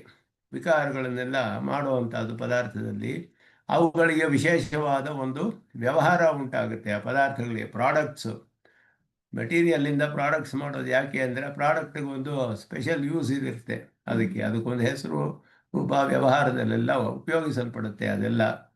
ಆದ್ದರಿಂದಲೇ ಅದೆಲ್ಲ ಉಂಟಾಗುವಂಥದ್ದು. ಈ ಮೆಟೀರಿಯಲ್ಲೇ ಬೇರೆ ಬೇರೆ ರೂಪದಲ್ಲಿ ಬರುತ್ತೆ, ಬೇರೆ ಬೇರೆ ವ್ಯವಹಾರಕ್ಕೆ ಒಳಪಡುತ್ತೆ, ಬೇರೆ ಬೇರೆ ವ್ಯಾಪಾರಗಳು, ಬೇರೆ ಬೇರೆ ಪ್ರಯೋಜನಗಳೆಲ್ಲ ಉಂಟಾಗುತ್ತೆ ಅದಕ್ಕೆ. ಈ ಕಾರಣದಿಂದಲೇ ಇದೆಲ್ಲ ಉಂಟಾಗೋದು. ಆದ್ದರಿಂದ ದ್ರವ್ಯ ಒಂದೇ, ಮೂಲ ದ್ರವ್ಯವೇ ಕಾರ್ಯದಲ್ಲೂ ಇರುವಂಥದ್ದು. ಹೊಸದಾದ ದ್ರವ್ಯ ಉತ್ಪತ್ತಿ ಆಗೋದಿಲ್ಲ ಅಲ್ಲಿ ಅನ್ನೋದು ಇಲ್ಲಿ ಮುಖ್ಯ. ಆದ್ದರಿಂದ ಇಲ್ಲಿ ಮೃತ್ಪಿಂಡ ಏವ ನಾಮರೂಪ ಭಾಗ್ಭವತಿ, ಮೃತ್ಪಿಂಡಕ್ಕೆ ನಾಮರೂಪ ಸಂಬಂಧ ಉಂಟಾಗುತ್ತೆ. ಅತ್ರ ಯದ್ಯಪಿ ಮೃತ್ಪಿಂಡ ಮೃಣ್ಮಯ ಭೇದ ಪ್ರತಿಪಾದನಂ ವಾಚಾರಂಭಣಂ ವಿಕಾರಃ ಇತ್ಯೇತಾವನ್ಮಾತ್ರೇಣಾಪಿ ಸಿದ್ಧ್ಯತಿ ಇತಿ ನ ನಾಮಧೇಯಸ್ಯಾಪಿ ಸ್ಪೃಶ್ಯತ್ವಂ ವಕ್ತವ್ಯಂ. ಇಲ್ಲಿ ಮೃತ್ಪಿಂಡಕ್ಕೂ ಮತ್ತು ಮೃಣ್ಮಯಕ್ಕೂ ಅಭೇದವಾದದ್ದು. ಘಟವೂ ಮೃಣ್ಮಯವೇ, ಶರಾವೆಯೂ ಮೃಣ್ಮಯವೇ. ಮಯ ಅಂದರೆ ಮೃಣ್ಮಯ ಅಂದರೆ ಮಣ್ಣಿನ ವಿಕಾರ ಅಂತ ಅರ್ಥ. ಮೃಣ್ಮಯ, ಮಯಟ್ ಅನ್ನೋದು ವಿಕಾರಾರ್ಥದಲ್ಲಿ ಬರುತ್ತೆ. 3 ಅರ್ಥಗಳಲ್ಲಿ ಬರುತ್ತೆ ಮಯಟ್ ಪ್ರತ್ಯಯ: ಸ್ವಾರ್ಥ, ವಿಕಾರಾರ್ಥ, ಪ್ರಾಚುರ್ಯಾರ್ಥ ಅಂತ ಹೇಳಿ.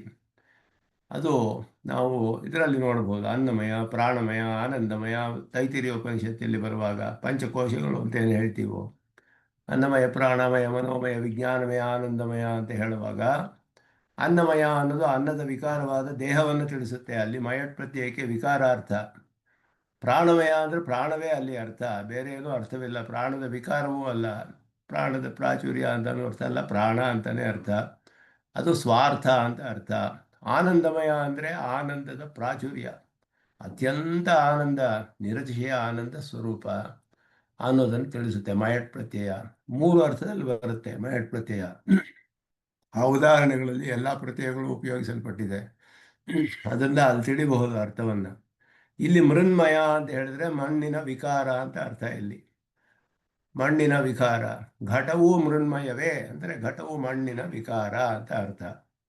ಆದ್ದರಿಂದ ಮೃತ್ಪಿಂಡಕ್ಕೂ ಮೃಣ್ಮಯಕ್ಕೂ ಅಭೇದವನ್ನು ಹೇಳೋದ್ರಿಂದ ವಾಚಾರಂಭಣಂ ವಿಕಾರ ಅಂತ ಹೇಳಿದರೆ ಸಾಕಾಗಿರೋದು. ಒಂದೇ ದ್ರವ್ಯ ಅನ್ನೋದು ಇಲ್ಲಿ ಮುಖ್ಯವಾಗಿ ಹೇಳಬೇಕು. ವಿಕಾರ ಅಂತ ಹೇಳಿದರೂ ಸಾಕಾಗಿರೋದು, ನಾಮಧೇಯ ಹೇಳಲೇಬೇಕಾಗಿಲ್ಲ, ತಾನಾಗೇ ಸಿಗುತ್ತೆ, ನಾಮಧೇಯ ಬಂದೇ ಬರುತ್ತೆ ಅಂತ ಹೇಳಿದ್ರು. ತಥಾಪಿ ಸಂಜ್ಞಾ ಭೇದಾದ ಉಪಾದಾನ ಉಪಾಧೇಯೋ ಭೇದ ಶಂಕಾವ್ಯುದಾಸಾಯ ನಾಮಾಪಿ ವೃದ್ರವ್ಯೇಣ ಸ್ಪೃಶ್ಯತೆ ಇತಿ ಉಕ್ತಿ ಅಪೇಕ್ಷಿತ ಇತಿ ದ್ರಷ್ಟವ್ಯ. ನಾಮಧೇಯ ಹೇಳದೇ ಇದ್ರೂ ಈ ಅರ್ಥ ನಮಗೆ ಸಿಕ್ಕಿರೋದು. ವಾಚಾರಂಭಣಂ ವಿಕಾರ ಅಂತ ಹೇಳಿದ್ರು ಸಾಕಾಗಿರೋದು. ನಾಮಧೇಯಂ ಹೇಳದೇ ಇದ್ದಿದ್ರು ವಿಕಾರ ಅಂತ ಹೇಳಿದರೆ ಸಾಕಾಗಿರೋದು. ಉಪಾದೇಯ ಸಿಕ್ಕಿರೋದು. ಆದರೂ ಕೆಲವರು ಹೆಸರು ಬೇರೆ ಬೇರೆ ಬರುತ್ತಲ್ಲ, ಹೆಸರು ಬೇರೆ ಬಂದ್ಬಿಟ್ರೆ ಉಪಾದೇಯ ಬೇರೆ ಆಗಿಬಿಡುತ್ತೆ ಅಂತ ಏನಾದರೂ ಸಂದೇಹ ಪಟ್ಟರೆ ಆ ಸಂದೇಹವನ್ನು ನಿವಾರಣೆ ಮಾಡೋಕ್ಕೋಸ್ಕರ ಹೆಸರನ್ನು ಸೇರಿಸಿ ವಿಕಾರ ನಾಮಧೇಯ ಎರಡೂ ಕೂಡ ಹೇಳಲ್ಪಟ್ಟಿದೆ, ಸ್ಪಷ್ಟಪಡಿಸುವುದಕ್ಕೋಸ್ಕರ ಅಂತ ಹೇಳಿದ್ರು. ಅದಕ್ಕೆ ಕಾರ್ಯಕಾರಣಯೋ ದ್ರವ್ಯತ್ವೇ ಪ್ರಮಾಣಮಾಹ. ಕಾರ್ಯ ಕಾರಣವು ಒಂದೇ ದ್ರವ್ಯ ಅನ್ನೋದು ಇಲ್ಲಿ ಉಪದೇಶ ಮುಖ್ಯವಾಗಿ. ಅದನ್ನು ಈ ವಾಕ್ಯದಲ್ಲಿ ಎಲ್ಲಿ ತಿಳಿಸ್ತಾರೆ ಅಂದರೆ ಮೃತ್ತಿಕೇತ್ಯೇವ ಸತ್ಯಂ ಅನ್ನೋ ವಾಕ್ಯ. ಮೃತ್ತಿಕಾ ಇತ್ಯೇವ ಸತ್ಯಂ, ಅದು ಮೃತ್ತಿಕೆ, ಇದು ಮೃತ್ತಿಕೆ. ಕಾರಣವೂ ಮೃತ್ತಿಕಾ, ದ್ರವ್ಯವೂ ಅದೇ ಮೃತ್ತಿಕಾ ದ್ರವ್ಯ, ಕಾರ್ಯವೂ ಮೃತ್ತಿಕಾ. ಆದರೆ ಆ ಮೃತ್ತಿಕೆಗೆ ಒಂದು ವಿಕಾರವು ಉಂಟಾಗಿ ಒಂದು ರೂಪವು, ಒಂದು ನಾಮಧೇಯವು ಉಂಟಾಗಿದೆ ವ್ಯವಹಾರಕ್ಕೆ ಪ್ರಯೋಜನವಾಗುವುದಕ್ಕೋಸ್ಕರ. ಅಷ್ಟೇ ಹೊರತು ಹೊಸದಾದ ದ್ರವ್ಯವಿಲ್ಲ, ಅಲ್ಲಿ ಹೊಸದಾದ ದ್ರವ್ಯವಿಲ್ಲ.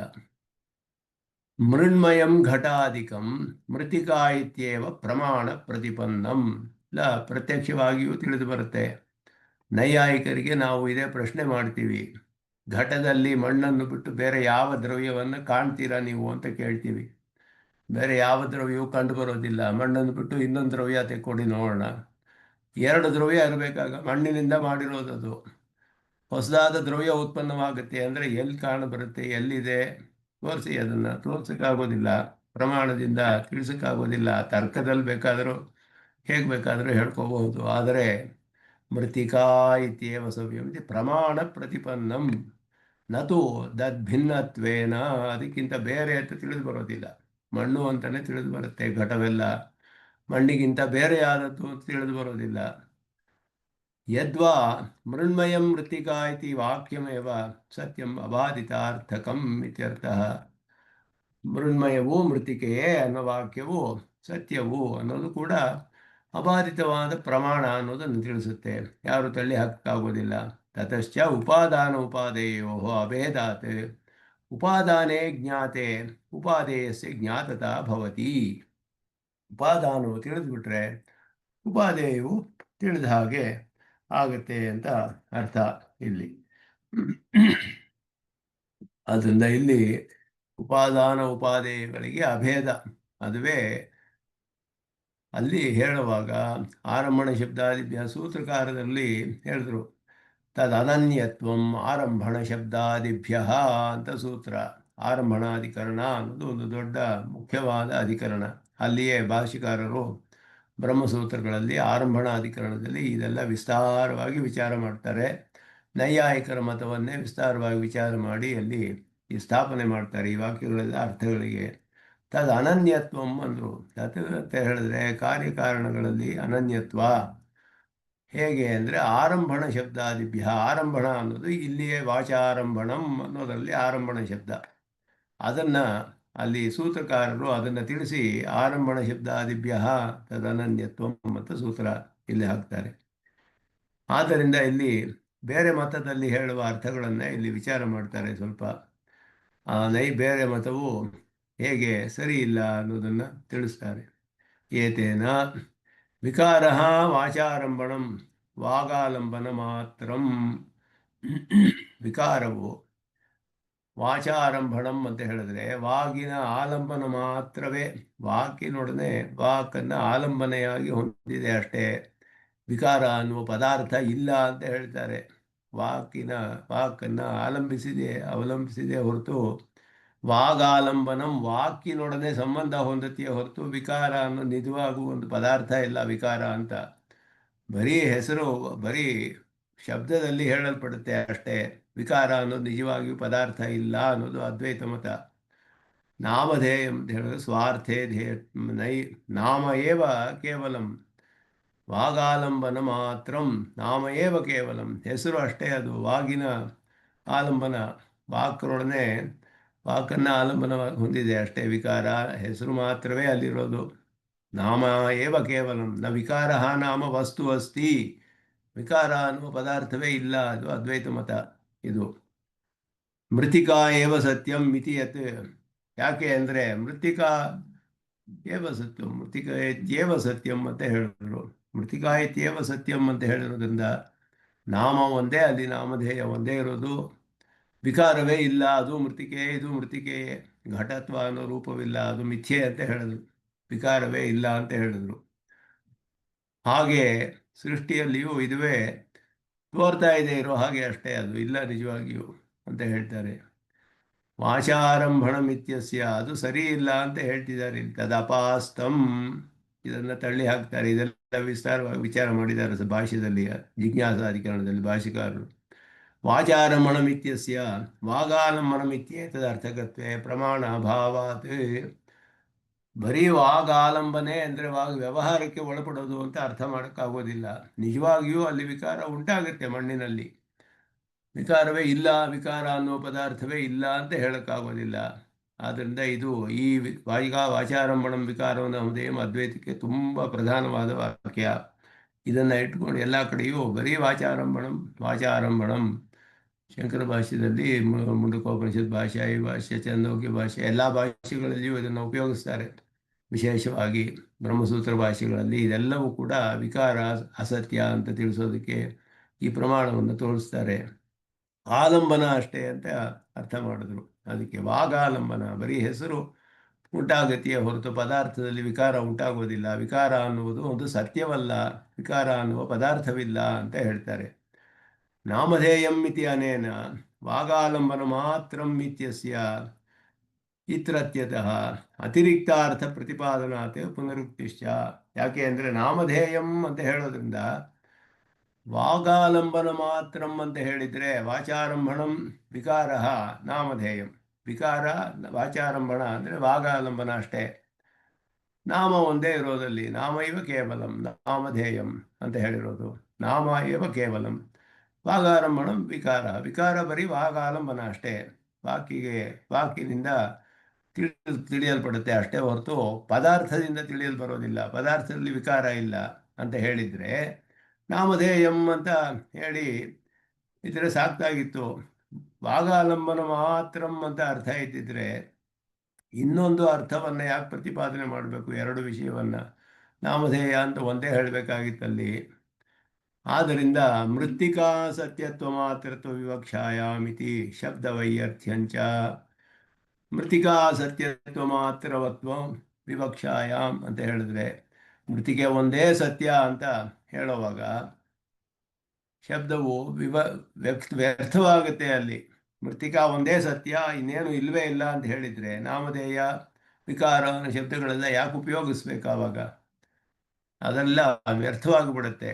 ನಾಮಧೇಯ ಅನ್ನೋದ್ರಿಂದಲೇ ಬೇರೆ ಅರ್ಥ ಹೇಳಲ್ಪಡ್ತಾ ಇರೋದ್ರಿಂದ ಅದು ಪುನರುಕ್ತಿ ಆಯಿತು. ವಾಗಾಲಂಬನ ಮಾತ್ರ ಅಂತ ಹೇಳಿದರೆ ವಾಚಾರಂಭಣಮಿಂದ ನಾಮಧೇಯ ಮತ್ತು ಮೃತ್ತಿಕೇತೇವ ಸತ್ಯಂ ಇದೆಲ್ಲ ಹೇಳಲೇಬೇಕಾಗಿರಲಿಲ್ಲ. ಇದೆಲ್ಲ ವ್ಯರ್ಥವಾಗಿಬಿಡುತ್ತೆ, ಶಬ್ದಗಳೆಲ್ಲ ವ್ಯರ್ಥವಾಗುತ್ತೆ. ಆದ್ದರಿಂದ ಇದು ಆಚಾರ್ಯರ ಉಕ್ತಿಯನ್ನು ಹೇಳ್ತಾರೆ ಇಲ್ಲಿ. ವಾಚಾರಂಭಣಮಿತ್ಯುಕ್ತೇ ಮಿಥ್ಯೇತ್ಯಶ್ರುತಕಲ್ಪನಂ. ವಾಚಾರಂಭಣಂ ಇತಿ ಉಕ್ತೇ ಮಿಥ್ಯಾ ಇತಿ ಅಶ್ರುತಕಲ್ಪನಂ. ಒಂದು ಶ್ರುತಿಯಲ್ಲಿ ಹೇಳದೇ ಇರೋದನ್ನ ಕಲ್ಪನೆ ಮಾಡ್ಕೊಳ್ಬೇಕಾಗುತ್ತೆ. ಮಿಥ್ಯೆ, ವಿಕಾರ ಅನ್ನುವುದು ಇಲ್ಲವೇ ಇಲ್ಲ, ಅದು ಮಿಥ್ಯೆ ಅಂತ ಹೇಳಿದ್ರೆ ಅದು ಅಶ್ರುತ ಕಲ್ಪನಂ. ಶ್ರುತಿಯಲ್ಲಿ ಹೇಳದೇ ಇರೋದನ್ನ ಕಲ್ಪನೆ ಮಾಡಿದ ಆಗುತ್ತೆ. ಇಲ್ಲಿ ಅದು ಹೇಳ್ತಾ ಆ ಅರ್ಥ ತಿಳಿಯೋದಕ್ಕೆ ಯಾವ ಶಬ್ದವೂ ಇಲ್ಲ ಇಲ್ಲಿ. ಮುಂದೆ ಎಲ್ಲವೂ ಸೃಷ್ಟಿ ಹೇಳಲ್ಪಡುತ್ತೆ. ಸಚ್ಛಬ್ದವಾಚನಿಂದ ಎಲ್ಲ ಉಂಟಾಗುತ್ತೆ. ತೇಜಸ್ಸು, ಅಪ್ಪು, ಅನ್ನ, ಅದರಿಂದ ಎಲ್ಲ ಪದಾರ್ಥಗಳು, ಇದು ಎಲ್ಲವೂ ಹೇಳಲ್ಪಡುತ್ತೆ ಮುಂದೆ. ಇಷ್ಟೆಲ್ಲ ಹೇಳಿರೋದು ಮಿಥ್ಯೆ ಅಂತ ಹೇಳಿದ್ರೆ ಅದು ಹೇಗೆ ಸಾಧ್ಯ ಅನ್ನೋದು ಇಲ್ಲಿ ಅಶ್ರುತ ಕಲ್ಪನಂ. ಶ್ರುತಿಯಲ್ಲಿ ಹೇಳದೇ ಇರೋದನ್ನ ನಾವು ಕಲ್ಪನೆ ಮಾಡಿಕೊಂಡು ಹೇಳಿದಾಗ ಆಗುತ್ತೆ. ಪುನರುಕ್ತಿ ನಾಮಧೇಯಂ ಇತಿ ಇತ್ಯಸ್ಯ ನಿರರ್ಥತ. ಪುನರುಕ್ತಿಯೂ ಆಗುತ್ತೆ. ನಾಮಧೇಯಂ ಅನ್ನೋದು ಪುನರುಕ್ತಿಯೇ ಆಗುತ್ತೆ. ಆದ್ದರಿಂದ ಅದು ನಿರರ್ಥವಾಗುತ್ತೆ ಹೇಳಿದರು. ಆದ್ದರಿಂದ ಇಲ್ಲಿ ವಿಕಾರದಲ್ಲಿ ಅವರು ಉತ್ತಮ ಸ್ವಾಮಿಗಳು ಇಲ್ಲಿ ವಿವರಿಸ್ತಾರೆ ಅದನ್ನೇ. ವಾಗಿಂದ್ರಿಯೇಣ ಆರಂಭಣಂ ಆರಭ್ಯಮಾನಂ ಉತ್ಪದ್ಯಮಾನಮಿತ್ಯರ್ಥೆ ನಾಮಧೇಯ ಮಾತ್ರೇ ತದನ್ವಯ ಸ್ಯಾತ್ ನ ವಿಕಾರೇ. ವಾಗಾಲಂಬನಂ ಅಂದರೆ ವಾಗೀಂದ್ರಿಯದಿಂದ ಉತ್ಪತ್ತಿ ಮಾಡಲ್ಪಡುತ್ತೆ, ನಾಮಧೇಯ ಒಂದೇ ಅರ್ಥ ಅಂತ ಅರ್ಥ ಬರುತ್ತೆ ಅವಾಗ. ವಾಗಾಲಂಬನಂ ಅಂತ ಹೇಳಿದ್ರೆ, ಆಗ ವಾಚಾ ವ್ಯವಹಾರಾರ್ಥಂ ಕುಲಾಲಾದಿನ ಆರಭ್ಯತೆ ಉತ್ಪಾದ್ಯತೆ ಇತ್ಯರ್ಥೆ ಸರ್ವನಾಮಧೇಯೇಷು ತದನ್ವಯಃ ದುರ್ವಚಃ ಘಟಾದಿ ನಾಮಧೇಯಸ್ಯ ಕುಲಾಲಾಧಿಕೃತತ್ವಾಭಾವಾತ್. ಆಗ ವ್ಯವಹಾರಾರ್ಥವಾಗಿ ಕುಲಾಲ ವಾಕಿನ ವ್ಯವಹಾರಕ್ಕೋಸ್ಕರವೇ ಈ ವಾಗಿನಿಂದ ಬರೀ ಹೆಸರು ಮಾತ್ರ ಉಂಟಾಗ್ತಾ ಇದೆ ಅಂತ ಹೇಳಿದ್ರೆ, ಹೆಸರನ್ನು ಕುಲಾಲ ಉಂಟು ಮಾಡಲಿಲ್ಲ, ಹೆಸರು ಕುಲಾಲ ಉಂಟು ಮಾಡಲಿಲ್ಲ. ಘಟಾದಿ ನಾಮಧೇಯಸ್ಯ ಕುಲಾಲಾಧಿಕೃತತ್ವ ಅಭಾವಾತ್. ಕುಲಾಲ ಉಂಟು ಮಾಡೋದಿಲ್ವಲ್ಲ ಹೆಸರನ್ನ. ಅವನು ಘಟ ಮಾಡಿದಾಗ ಏನು ಮಾಡ್ದ ಆವಾಗ? ಒಬ್ಬ ಕುಂಬಾರ ಕೂತ್ಕೊಂಡು ಒಂದು ಘಟ ಮಾಡಿದ್ರೆ ಬರೀ ಹೆಸರನ್ನ ಹೊಸದಾಗಿ ಉತ್ಪತ್ತಿ ಮಾಡಿದ್ನೆ. ಅಲ್ಲಿ ನಾಮಧೇಯ ಮಾತ್ರ ಬಂದರೆ ಎಲ್ಲ ಶಬ್ದಗಳು ಉತ್ಪನ್ನವಾಗಬೇಕು. ಅವಾಗ ಒಬ್ಬರಿಂದ ಕುಲಾಲ ಎಲ್ಲ ಉತ್ಪತ್ತಿ ಮಾಡೋದಿಲ್ವಲ್ಲ. ಒಂದು ಘಟದಿಂದ ಉತ್ಪನ್ನ ಮಾಡಿದ್ರೆ ಎಲ್ಲ ಉತ್ಪತ್ತಿ ಆಗಲ್ಲ. ಅತಃ ಮೃದ್ರವ್ಯೇಣ ಇತಿ ಕರ್ತೃಧ್ಯಾಹಾರೇಣ ತೇನ ಸ್ಪೃಶ್ಯತೆ ಇತಿ ಅರ್ಥ ಸ್ವೀಕಾರ. ಈ ಭಾಷ್ಯದಲ್ಲಿ ಮೃದ್ರವ್ಯೇಣ ಅಂತ ಅರ್ಥ ಮಾಡಿದ್ರು. ಇಲ್ಲಿ ಅದು ತುಂಬ ಮುಖ್ಯವಾದದ್ದು. ಇಲ್ಲಿ ವ್ಯಾಖ್ಯಾನದಲ್ಲಿ ತೇನೈವ ಮೃದ್ರವ್ಯೇಣ ಘಟಶರಾವಾದಿ ಲಕ್ಷಣ ವಿಕಾರ ಘಟಶರಾವಾದಿ ನಾಮಧೇಯಂಚ ಸ್ಪೃಶ್ಯತೆ. ಮೃದ್ರವ್ಯದಿಂದಲೇ ಈ ವ್ಯವಹಾರಗಳೆಲ್ಲ ಉಂಟು ಮಾಡಲ್ಪಡುತ್ತೆ. ಅಂದರೆ ಅದರ ವ್ಯವಹಾರಕ್ಕೋಸ್ಕರ, ವ್ಯಾಪಾರ ವಿಶೇಷಗಳಿಗೋಸ್ಕರ ಅಂತ ಅರ್ಥ ಮಾಡೋದೇ ಇಲ್ಲಿ ಯುಕ್ತವಾದದ್ದು ಅಂತ ಕುಟ್ಟಮೂರು ಸ್ವಾಮಿಗಳು ವಿವರಿಸ್ತಾರೆ. ಆಗ ಕಾರ್ಯಕಾರಣಯೋ ಉಪಾದಾನ ಅವಶ್ಯ ವಕ್ತವ್ಯಂ. ಉಪಾದಾನಸ್ಯೈವ ವಿಕಾರಭಾಗ್ತ್ವಂ ವಿಶೇಷನಾಮಭಾಗ್ತ್ವಂಚ ಸಮ್ಯಗುಕ್ತಂ ಭವತಿ ಇತಿ ಫಲಾಧಿಕ್ಯಂಚ. ಆದ್ದರಿಂದ ಕಾರ್ಯಕಾರಣಗಳಿಗೆ ಆ ಭೇದವು, ಉಪಾದಾನ ಉಪಾದೇಯ ಭಾವವು, ಆದ್ದರಿಂದ ಉತ್ಪತ್ತಿಯಾಗುವುದು ವಿಕಾರಭಾಗ್ತ್ವ, ವಿಕಾರವನ್ನು ಹೊಂದುತ್ತೆ, ವಿಕಾರವಾಗುತ್ತೆ ಅದು. ಆದ್ದರಿಂದ ಅದಕ್ಕೆ ಒಂದು ವಿಶೇಷವಾದ ನಾಮವೂ ಉಂಟಾಗುತ್ತೆ, ಹೆಸರು. ಇದೆಲ್ಲವೂ ಹೇಳಿದಾಗುತ್ತೆ ಆದ್ದರಿಂದಲೇ ಏವಂ ವಿಕಾರ ನಾಮಧೇಯ ಸ್ಪರ್ಶ ಅಭಾವೇ, ವಿಕಾರ ನಾಮಧೇಯಗಳ ಸ್ಪರ್ಶ ಅಭಾವವಾದರೆ ಲೋಕವ್ಯವಹಾರ ಹಾನ ಸಿದ್ಧ್ಯೇತಿ ಇತಿ ತತ್ ಪ್ರಯೋಜನ ಕಥನಂ ವಾಚಾ ಇತಿ. ಆದ್ದರಿಂದ ಲೋಕ ವ್ಯವಹಾರವೇ ಸಿದ್ಧಿಸೋದಿಲ್ಲ. ವಿಕಾರವೇ ಇಲ್ಲ ಅಂದರೆ ಲೋಕದಲ್ಲಿ ಹೇಗೆ ವ್ಯವಹಾರ ಉಂಟಾಗುತ್ತೆ? ಪದಾರ್ಥಗಳೆಲ್ಲ ಸೃಷ್ಟಿಯಾಗಿದ್ವು, ವಿಕಾರಗಳು ಉಂಟಾಗಲ್ವೇ? ಕಾರ್ಯ ಉಂಟಾದಾಗ ವಿಕಾರ ಅನ್ನೋ ಪದಾರ್ಥವೇ ಇಲ್ಲ ಅಂತ ಹೇಳಿಬಿಟ್ರೆ ವ್ಯವಹಾರ ಹೇಗೆ ಉಂಟಾಗುತ್ತೆ ಅನ್ನೋ ಪ್ರಶ್ನೆ ಬರುತ್ತೆ ಇಲ್ಲಿ. ಅದರ ಮೇಲೆ ಇನ್ನೊಂದು ಪ್ರಶ್ನೆ ಮಧ್ವಭಾಷ್ಯದಲ್ಲಿ ಬರೋದು. ಅವರು ಹೇಳಿದ್ರು, ಚಕಾರ ಅಭಾವಾತ್ ಆರಂಭಣಮಿತಿ ಕ್ಲೀಬ ನಿರ್ದೇಶಾಚ ಏವಮೇವ ಅರ್ಥೋಸ್ತು ಮೃತ್ತಿಕೇತಿ ನಾಮ ಏವ ಸತ್ಯಂ. ಅವರು ಮೃತ್ತಿಕಾ ಇತ್ಯೇವ ಸತ್ಯಂ ಅಂದಾಗ ಅಲ್ಲಿ ಅದೊಂದು ಚಕಾರ ಬರಬೇಕಾಯಿತು. ಅದು ಚ ಅನ್ನೋದೊಂದು ಅದು ಬಂದಿಲ್ಲ ಶಬ್ದ ಅಲ್ಲಿ ಹೇಳದೇ ಇರೋದ್ರಿಂದ ಇಲ್ಲಿ ವೇದ ಸತ್ಯತ್ವವನ್ನು ಹೇಳ್ತಾರೆ. ಶಬ್ದಗಳ ಸತ್ಯತ್ವ, ಸಂಸ್ಕೃತ ಭಾಷೆ ನಿತ್ಯವಾದದ್ದು ಅಂತ ಸ್ಥಾಪನೆ ಮಾಡ್ತಾರೆ ಮಧ್ವಾಚಾರ್ಯರು ಅವರ ಭಾಷ್ಯದಲ್ಲಿ. ಇಲ್ಲಿ 4 ದೃಷ್ಟಾಂತಗಳು ಅಂತ ಹೇಳಿದ್ರು. ಮೃತ್ತಿಕಾ ಒಂದು, ಇನ್ನೊಂದು ಲೋಹಮಣಿ, ಇನ್ನೊಂದು ಕಾರ್ಷ್ಣಾಯಸ, ಇದೆಲ್ಲ 3 ಉದಾಹರಣೆಗಳು ಬರುತ್ತೆ ಮುಂದೆ. ಮೊದಲನೇದು ಮೃತ್ತಿಕಾ ಉದಾಹರಣೆ. ಇದರ ಜೊತೆ ಇನ್ನೂ ಒಂದು ದೃಷ್ಟಾಂತ ಹೇಳಿದ್ದಾರೆ, ಶಬ್ದ ನಿತ್ಯತ್ವ ಅಂತ ಹೇಳಿದ್ರು. ಸಂಸ್ಕೃತ ಭಾಷೆ ನಿತ್ಯವಾದದ್ದು ಅನ್ನೋದು ಕೂಡ ಇಲ್ಲಿ ಹೇಳಲ್ಪಟ್ಟಿದೆ ಅಂತ ಮಧ್ವ ಭಾಷ್ಯದಲ್ಲಿ ವ್ಯಾಖ್ಯಾನ ಮಾಡ್ತಾರೆ. ಅದರಲ್ಲಿ ಮೃತ್ತಿಕಾ ಇತಿ ನಾಮ ಏವ ಸತ್ಯಂ ಅಂತ, ಮೃತ್ತಿಕಾ ಇತ್ಯೇವ ಸತ್ಯಂ ಅಂದರೆ ಮೃತ್ತಿಕಾ ಅನ್ನೋದು ಬರೀ ಹೆಸರು ಅಷ್ಟೇ, ಆ ಶಬ್ದ ಸತ್ಯವಾದದ್ದು. ಆದ್ದರಿಂದ ಸಂಸ್ಕೃತ ಶಬ್ದ ಸತ್ಯವಾದದ್ದು, ನಿತ್ಯ ಅನ್ನೋದು ಹೇಳಲ್ಪಟ್ಟಿದೆ ಅಂತ ಹೇಳಿದ್ರು. ಆದ್ದರಿಂದ ಅನ್ಯತ್ತು ಘಟಶರಾವಾದಿ ನಾಮಧೇಯಂ ವಾಚ ಆರಂಭಮಾಣಂ ವಿಕಾರ ಸತ್ಯಂ ಅಶಾಶ್ವತಂ ಕದಾಚಿದೇವ ಭವತಿ ಇತಿ ಚೇತನ ಏತತ್ ಕಥನಸ್ಯ ನಿಷ್ಪ್ರಯೋಜನತ್ವಾತ್ ಅಂದರು. ಇದೆಲ್ಲ ನಿಷ್ಪ್ರಯೋಜನ ಈ ರೀತಿ ಹೇಳಿದ್ವಿ. ವಾಚಾರಂಭಣ ಪದ ವೈಯರ್ಥ್ಯಾಚ ಅರ್ಥ ಚಸ್ತು ಅರ್ಥಸಿದ್ಧ. ಚಕಾರ ಅನ್ನೋದು ಅರ್ಥದಲ್ಲಿ ಸಿದ್ಧವಾಗುತ್ತೆ. ಗಾಮ್ ಅಶ್ವಂ ಪುರುಷಂ ಜಗತ್ ಅಂತ ಹೇಳಿದಾಗ ಗಾಮ್ ಅಶ್ವಂಚ ಪುರುಷಂಚ ಮೊದಲಾದದೆಲ್ಲ ಚಕಾರ ಅಲ್ಲಿ ಅರ್ಥಸಿದ್ಧ, ಹೇಳಬೇಕಾಗಿಲ್ಲ ಅನ್ನೋದನ್ನೆಲ್ಲ ಇಲ್ಲಿ ಹೇಳ್ತಾರೆ. ಆ ಚಕಾರ ವಿಶೇಷವಾಗಿ ಅರ್ಥ ಮಾಡ್ತಾರೆ, ಅಲ್ಲಿ ಚಕಾರ ಇಲ್ಲ ಅಂತ ಹೇಳಿ ಅಲ್ಲಿ ಬದ್ಧ ಭಾಷೆಯಲ್ಲಿ, ಸ್ವಲ್ಪ ಸಂಸ್ಕೃತದಲ್ಲಿ ಅವರು ವಿಶೇಷವಾಗಿ ಎಲ್ಲ ಕಡೆಯೂ ಹಾಗೆ ಸಂಸ್ಕೃತ ಶಬ್ದಗಳ ವಿಸ್ತಾರವಾಗಿ ಮಾಡ್ತಾರೆ ಅವರು. ಸಂಸ್ಕೃತ ರೂಪಗಳು, ಧಾತು, ಪ್ರತ್ಯಯ ಇವುಗಳನ್ನೆಲ್ಲ ತುಂಬ ವಿಶೇಷವಾಗಿ ಅಲ್ಲಿ ವ್ಯಾಖ್ಯಾನ ಮಾಡ್ತಾರೆ ಮಧ್ವ ಭಾಷೆಯಲ್ಲಿ. ಆದ್ದರಿಂದ ಇಲ್ಲಿ ಇಲ್ಲಿ ಹೇಳಿರುವುದೇ ನಮಗೆ ಸರಿಯಾಗಿದೆ ಅಂತ ಇಲ್ಲಿ ತುಮೂರು ಸ್ವಾಮಿಗಳು ಹೇಳ್ತಾರೆ ಇಲ್ಲಿ. ಇಲ್ಲಿ ಸ್ವಲ್ಪ ಅರ್ಥ ಆಗ್ಲಿಲ್ಲ.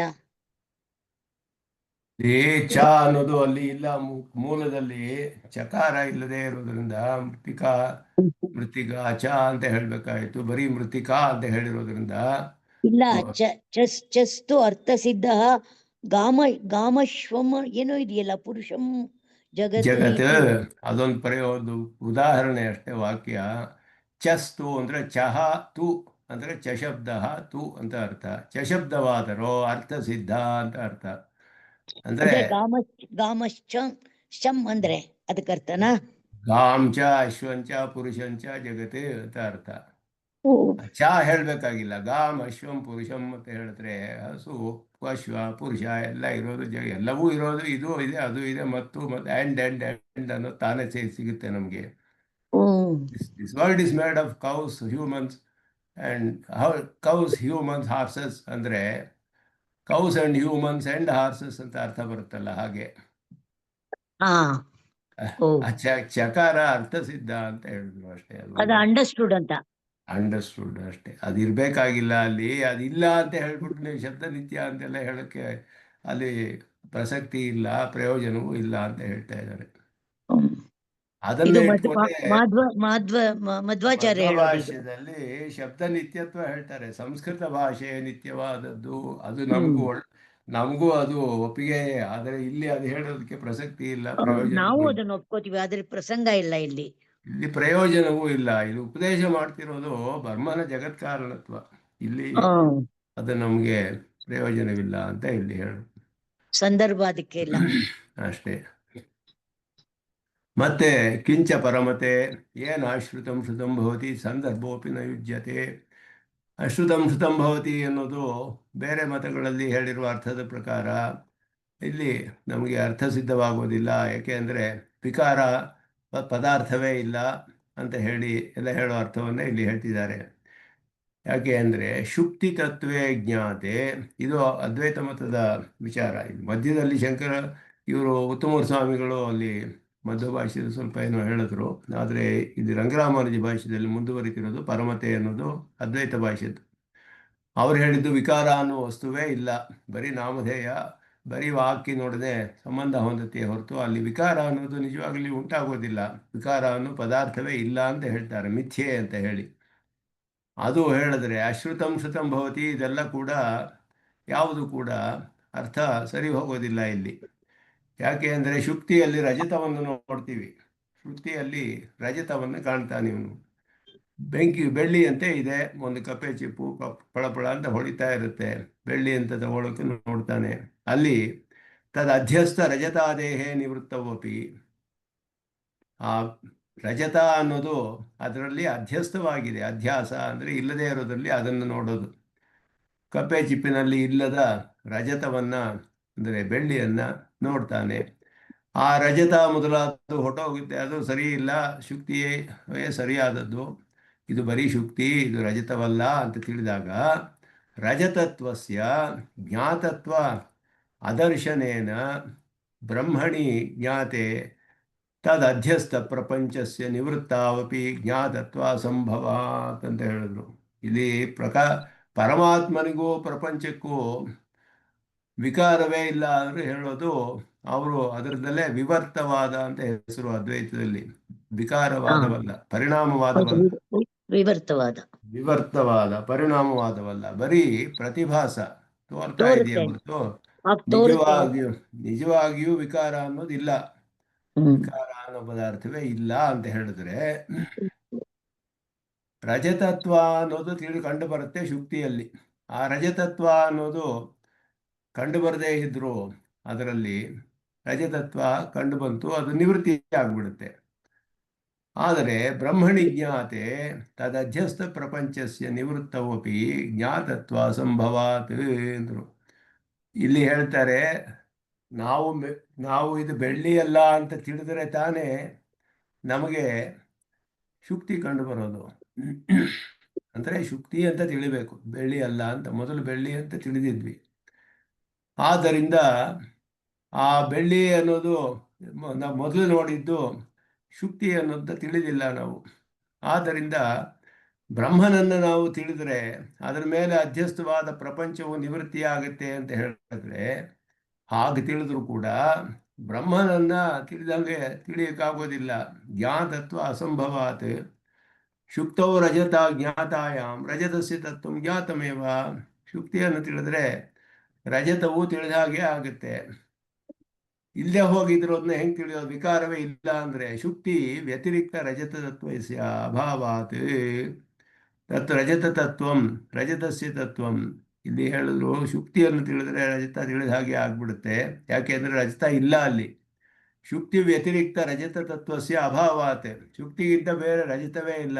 ಶುಕ್ತಿಯನ್ನು ತಿಳಿದ್ರಿ ನೀವು ರಜತವನ್ನು ತಿಳಿದ ಹಾಗೆ ಆಗ್ಬಿಡುತ್ತೆ ಅಂತ ಹೇಳಿದ್ರು. ಆದ್ದರಿಂದ ಬ್ರಹ್ಮನನ್ನು ತಿಳಿದ್ರೆ ಪ್ರಪಂಚದತ್ವವು ತಿಳಿದ ಹಾಗಾಗತ್ತೆ. ಪ್ರಪಂಚದತ್ವ ಹೇಗೆ ತಿಳಿದಾಗುತ್ತೆ ಅಂತ ಹೇಳಿದ್ರು. ಪ್ರಪಂಚದತ್ರ ಪ್ರಪಂಚವು ನಿವೃತ್ತವಾದರೆ ಪ್ರಪಂಚದತ್ವ ತಿಳಿದ ಹಾಗೆ ಹೇಗಾಗುತ್ತೆ? ಪ್ರಪಂಚದತ್ವವು ಮಿಥ್ಯೆ ಅಂತ ತಿಳಿಬೇಕು, ಆಗಲೇ ಅದು ಹೋಗೋದು. ಯಾಕೆಂದ್ರೆ ಅವಿದ್ಯೆಯ ನಿವೃತ್ತಿಯೇ ಅವರಿಗೆ ಮೋಕ್ಷ. ಬ್ರಹ್ಮನನ್ನು ತಿಳಿಯಕ್ಕಾಗೋದಿಲ್ಲ, ಬ್ರಹ್ಮನನ್ನು ತಿಳಿಯಕ್ಕಾಗೋದಿಲ್ಲ. ಪರಮಾರ್ಥ ಶುಕ್ತೇ ಪರಮಾರ್ಥ ರಜತತ್ವ ರೂಪತ್ವ ಅಭಾವಾತ್. ಇದು ಒಂದು ಪರಮಾರ್ಥ, ಒಂದು ಅಪರಮಾರ್ಥವಾತಾಯಿತು. ಆದ್ದರಿಂದ ಪರಮಾರ್ಥ ಶುಕ್ತೇ ಅಪರಮಾರ್ಥ ರಜತತ್ವ ರೂಪತ್ವ ಅಭಾವಾತ್. ಒಂದು ಪರಮಾರ್ಥ ಒಂದು ಅಪರಮಾರ್ಥ ಅಂದರೆ ಪರಮಾರ್ಥವಾದ ಒಂದು ತತ್ವವು ಅಪರಮಾರ್ಥವಾದ ರೂಪ ತಗೊಳ್ಳಕ್ಕಾಗೋದಿಲ್ಲ. ಪ್ರಪಂಚ ಅಪರಮಾರ್ಥ, ಪ್ರಪಂಚ ಅಪರಮಾರ್ಥ, ಬ್ರಹ್ಮ ಪರಮಾರ್ಥ. ಪರಮಾರ್ಥದಲ್ಲಿ ಅಪರಮಾರ್ಥತ್ವವಾದ ರೂಪ ಹೇಗೆ ಬರುತ್ತೆ ಅಲ್ಲಿ? ಅದಕ್ಕೆ ವಿವರ್ತ ಅಂತ ಹೇಳಿದ್ರು. ಇಲ್ಲವೇ ಇಲ್ಲ, ಅದು ಅಪರಮಾರ್ಥ. ಇರೋದು ಹಾಗೆ ಕಂಡು ಬರ್ತಿದೆ ಅಷ್ಟೇ ಹೊರತು ನಿಜವಾಗಿಯೂ ಇಲ್ಲ, ಇದರಲ್ಲಿ ಏನು ದೋಷವಿಲ್ಲ ಅಂತ ಹೇಳ್ತಾರೆ. ಆದ್ದರಿಂದ ಶುಕ್ತಿಯನ್ನು ತಿಳಿದ್ರೆ ರಜತವು ತಿಳಿದ ಹಾಗಾಗುತ್ತೆ ಅನ್ನೋದು ಎಲ್ಲಿಯೂ ಕಂಡು ಬರೋದಿಲ್ಲ. ನೀವು ಅವ್ರು ಹೇಳೋದು ಶುಕ್ತಿಯನ್ನು ತಿಳಿದ್ರೆ ರಜತ ತಿಳಿದ ಹಾಗಾಗುತ್ತೆ. ಹೇಗೆ ತಿಳಿದ ಹಾಗಾಗುತ್ತೆ? ರಜತ ಮಿಥ್ಯೆ ಅಂತ ತಿಳಿದಾಗುತ್ತೆ. ರಜತತ್ವ ಮಿಥ್ಯೆ ಅಂತ ತಿಳಿದಾಗುತ್ತೆ ಅಷ್ಟೇನೆ ಶುಕ್ತಿಯನ್ನು ತಿಳಿದ್ರೆ. ಆದ್ದರಿಂದ ಇಲ್ಲಿ ಏಕವಿಜ್ಞಾನೇನ ಸರ್ವವಿಜ್ಞಾನ ಅಂದರೆ ಏಕವಿಜ್ಞಾನೇನ ಸರ್ವಂ ಮಿಥ್ಯಾ ಇತಿ ವಿಜ್ಞಾನಂ ಅಂತ ಹೇಳಿದ್ರು.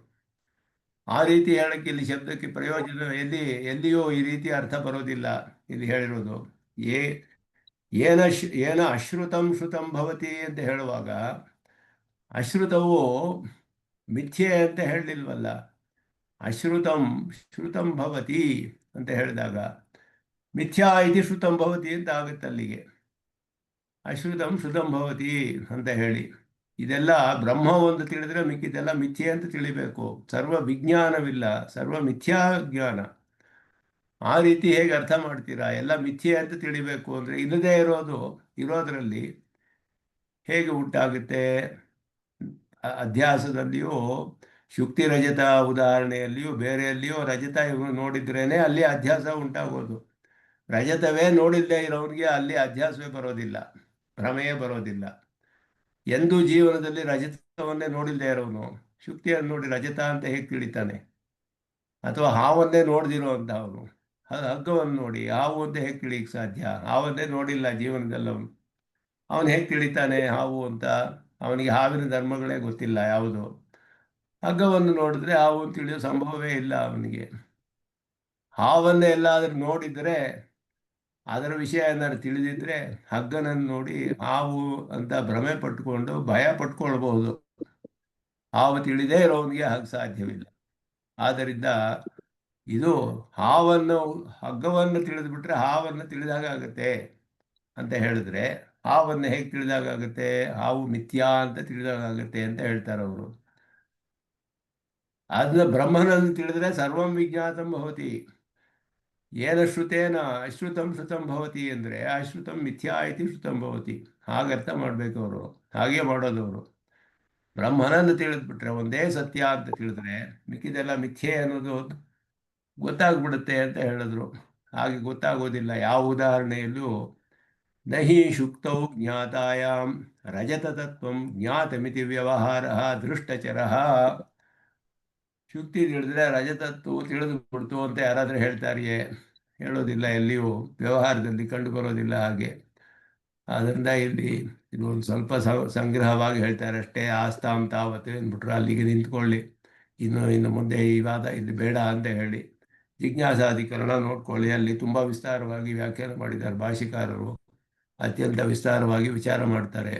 ಏಕವಿಜ್ಞಾನೇನ ಸರ್ವವಿಜ್ಞಾನ ಅನ್ನೋದು ಹೇಗೆ ಅದ್ವೈತ ಮತದಲ್ಲಿ ಸರಿ ಹೋಗೋದಿಲ್ಲ ಅಂತ ಹೇಳಿಬಿಟ್ಟು ಅಶ್ರುತಂ ಶ್ರುತಂ ಭವತಿ ಅಂತ ಒಂದನ್ನು ತಿಳಿದ್ರೆ ಉತ್ತಮ ಆದೇಶಂ ಪ್ರಾಕ್ಷ್ಯ ಏನ ಶ್ರುತಂ ಶ್ರುತಂ ಭವತಿ ಅಂತ ಹೇಳಿದಾಗ ಎಲ್ಲವೂ ತಿಳಿದೇ ಇರೋದನ್ನು ತಿಳಿದು ಬರಬೇಕಾದ್ರೆ ತಿಳಿದೇ ಇರೋದು ಮಿಥ್ಯೆ ಅಂತ ಎಲ್ಲಿಯೂ ಹೇಳಿಲ್ಲ. ತಿಳಿದೇ ಇರೋದು ಇದ್ರೆ ತಾನೇ ತಿಳಿಯಕ್ಕೆ ಸಾಧ್ಯ. ಸರ್ವ ವಿಜ್ಞಾನದಲ್ಲಿ ಸರ್ವವೂ ಸತ್ಯವಾಗಿದ್ದರೆ ಅದರ ವಿಜ್ಞಾನ ಉಂಟಾಗುತ್ತೆ. ಸರ್ವ ಮಿಥ್ಯೆ ಅಂತ ವಿಜ್ಞಾನ ಉಂಟಾಗುತ್ತೆ ಅನ್ನೋದು ಎಲ್ಲಿಯೂ ಹೇಳಿಲ್ಲ ಏಕವಿಜ್ಞಾನೇನ. ಆದ್ದರಿಂದ ಐಕ್ಯ ಜ್ಞಾನದಿಂದ ಎಲ್ಲ ಹೋಗ್ಬಿಡುತ್ತೆ ಅಂತ ಹೇಳಿದ್ರೆ ಏಕವಿಜ್ಞಾನದ ಐಕ್ಯ ಜ್ಞಾನ.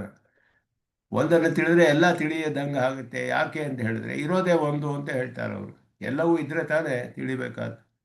ಒಂದನ್ನು ತಿಳಿದ್ರೆ ಎಲ್ಲ ತಿಳಿಬಹುದು, ಯಾಕೆ ಅಂದರೆ ಒಂದೇ ಇರೋದು. ಅದನ್ನು ತಿಳಿದ್ರೆ ಇರೋದೆಲ್ಲ ತಿಳಿದ ಆಗುತ್ತೆ. ಬೇರೆ ಇದ್ರೆ ತಾನೇ ಇನ್ನೊಂದು ಪದಾರ್ಥ ಅಂತ ಅವರು ವ್ಯಾಖ್ಯಾನ ಮಾಡ್ತಾರೆ, ಹಾಗೆ ಅರ್ಥ ಮಾಡ್ತಾರೆ. ಇದು ಬರೀ ತರ್ಕ ಆಯಿತು. ಶಬ್ದಗಳಲ್ಲಿ ಎಲ್ಲೂ ಆ ರೀತಿ ಅರ್ಥ ಕಂಡು ಬರೋದಿಲ್ಲ. ಇಲ್ಲಿ ಉದಾಹರಣೆಗಳಲ್ಲಿಯೂ ಆ ರೀತಿ ಹೇಳೋದು ಸಾಧ್ಯವಿಲ್ಲ. ಪ್ರಯೋಗದಲ್ಲಿ ವ್ಯವಹಾರದಲ್ಲಿ ಹಾಗೆ ಹೇಳೋಕ್ಕಾಗೋದಿಲ್ಲ. ಆದ್ದರಿಂದ ವ್ಯವಹಾರದಲ್ಲಿ ಎಲ್ಲ ಒಪ್ಕೊಳ್ತಾರೆ ಅವರು. ವ್ಯಾವಹಾರಿಕ ಸ್ಥಿತಿಯಲ್ಲಿ ವ್ಯಾವಹಾರಿಕ ಸತ್ಯ ಎಲ್ಲವೂ ವಿಶಿಷ್ಟಾದ್ವೈತವೇ, ಭೇದವೇ ಹೇಳಬೇಕು ಅವರು ವ್ಯವಹಾರದಲ್ಲಿ. ಪರಮಾರ್ಥದಲ್ಲಿ ಅದ್ವೈತವನ್ನೇ ಹೇಳ್ತಾರೆ, ವ್ಯವಹಾರದಲ್ಲಿ ಎಲ್ಲ ಹೇಳಬೇಕು. ಸಗುಣ ಬ್ರಹ್ಮವನ್ನೇ ಉಪಾಸನೆ ಮಾಡಬೇಕು. ಅದು ಮಾಡಿದ್ರೇ ಅವರಿಗೆ ಏಕಾಗ್ರತೆ ಬರೋದು. ಆದ್ದರಿಂದ ಇಲ್ಲಿ ಅದನ್ನು ಅಲ್ಲಿಗೆ ನಿಲ್ಲಿಸಿದ್ರು. ಈಗ ಇದು ನಮಗೆ ಇಲ್ಲಿ ಬೇಕಾಗಿಲ್ಲ ಅಂತ ಹೇಳಿಬಿಟ್ಟು ಮೃಣ್ಮಯಂ ಮುಂದೆ ಇದು ವಿಚಾರ ಮಾಡ್ತಾರೆ. ಸರ್ವ ಮೃಣ್ಮಯಂ ವಿಜ್ಞಾತಂ ಸ್ಯಾತ್ ಅನ್ನೋದರಲ್ಲಿ ಸ್ವಲ್ಪ ವಿಚಾರ ಮಾಡ್ತಾರೆ. ಇಲ್ಲಿ ಉಪಾದೇಯೋ ಐಕ್ಯಂ ಅಭೇದ ಅನ್ನೋದೇ ಇಲ್ಲಿ ಹೇಳ್ತಾ ಇರೋದು, ವಿಶೇಷವಾಗಿ ಅರ್ಥ ಮಾಡ್ತಾ ಇರೋದು. ಕಾರ್ಯಕಾರಣಗಳಲ್ಲಿ ಅಭೇದ ಅನನ್ಯತ್ವ ಅನ್ನೋದೇ ಇಲ್ಲಿ ಮುಖ್ಯವಾಗಿ ಹೇಳಿ ಪರಮಾತ್ಮನ ಉಪಾದಾನ ಕಾರಣವನ್ನು ಇಲ್ಲಿ ಪ್ರಧಾನವಾಗಿ ಉಪದೇಶ ಮಾಡ್ತಾ ಇದ್ದಾರೆ. ನಿಮಿತ್ತವು ಅದರಲ್ಲಿಯೇ ತಿಳಿಯುತ್ತೆ. ಸಂಕಲ್ಪ ಮೊದಲಾದವುಗಳೆಲ್ಲ ಹೇಳಲ್ಪಡುತ್ತೆ ಮುಂದೆ, ತದೈಕ್ಷತ ಮೊದಲಾದದ್ದು. ಆದ್ದರಿಂದ ನಿಮಿತ್ತ ಕಾರಣ ಅನ್ನೋದು ತಾನಾಗಿಯೇ ಸಿಗುತ್ತೆ. ಅದರಿಂದಲೇ ಸೂತ್ರಕಾರರು ಪ್ರಕೃತಿಶ್ಚ ಅಂತ ಹೇಳಿದ್ರು. ಪ್ರಕೃತಿಶ್ಚ ಪ್ರತಿಜ್ಞಾ ದೃಷ್ಟಾಂತ ಅನುಪರೋಧಾತ್. ಬಾದರಾಯಣರು ಪ್ರತಿಜ್ಞೆಗೂ ದೃಷ್ಟಾಂತಕ್ಕೂ ವಿರೋಧವಿಲ್ಲ. ಪ್ರತಿಜ್ಞೆ ಒಂದನ್ನು ತಿಳಿದ್ರೆ ಎಲ್ಲ ತಿಳಿಬೋದು. ದೃಷ್ಟಾಂತ ಮೃತಿಕಾ ಏಕೇನ ಮೃಣ್ಮಯೇನ ಸರ್ವಂ ಮೃಣ್ಮಯಂ ಪುಣ್ಯೇನ ಸರ್ವಂ ಮೃಣ್ಮಯಂ ವಿಜ್ಞಾತಂ ಸ್ಯಾತ್, ಅದು ದೃಷ್ಟಾಂತ. ಆದ್ದರಿಂದ ಪ್ರಕೃತಿಶ್ಚ ಅಂದರೆ ಪ್ರಕೃತಿ ಅಂದರೆ ಉಪಾದಾನಂ ಅಂತ ಅರ್ಥ. ಅಲ್ಲಿ ಚ ಅನ್ನೋದು ನಿಮಿತ್ತವನ್ನು ತಿಳಿಸುತ್ತೆ. ನಿಮಿತ್ತವನ್ನು ವಿಶೇಷವಾಗಿ ಹೇಳಬೇಕಾಗಿಲ್ಲ, ಅದು ಅರ್ಥಸಿದ್ಧ. ಆದ್ದರಿಂದ ಉಪಾದಾನವನ್ನು ಮೊದಲು ಹೇಳಿದ್ರು ಅವರು ಪ್ರಕೃತಿ ಶಬ್ದದಿಂದ.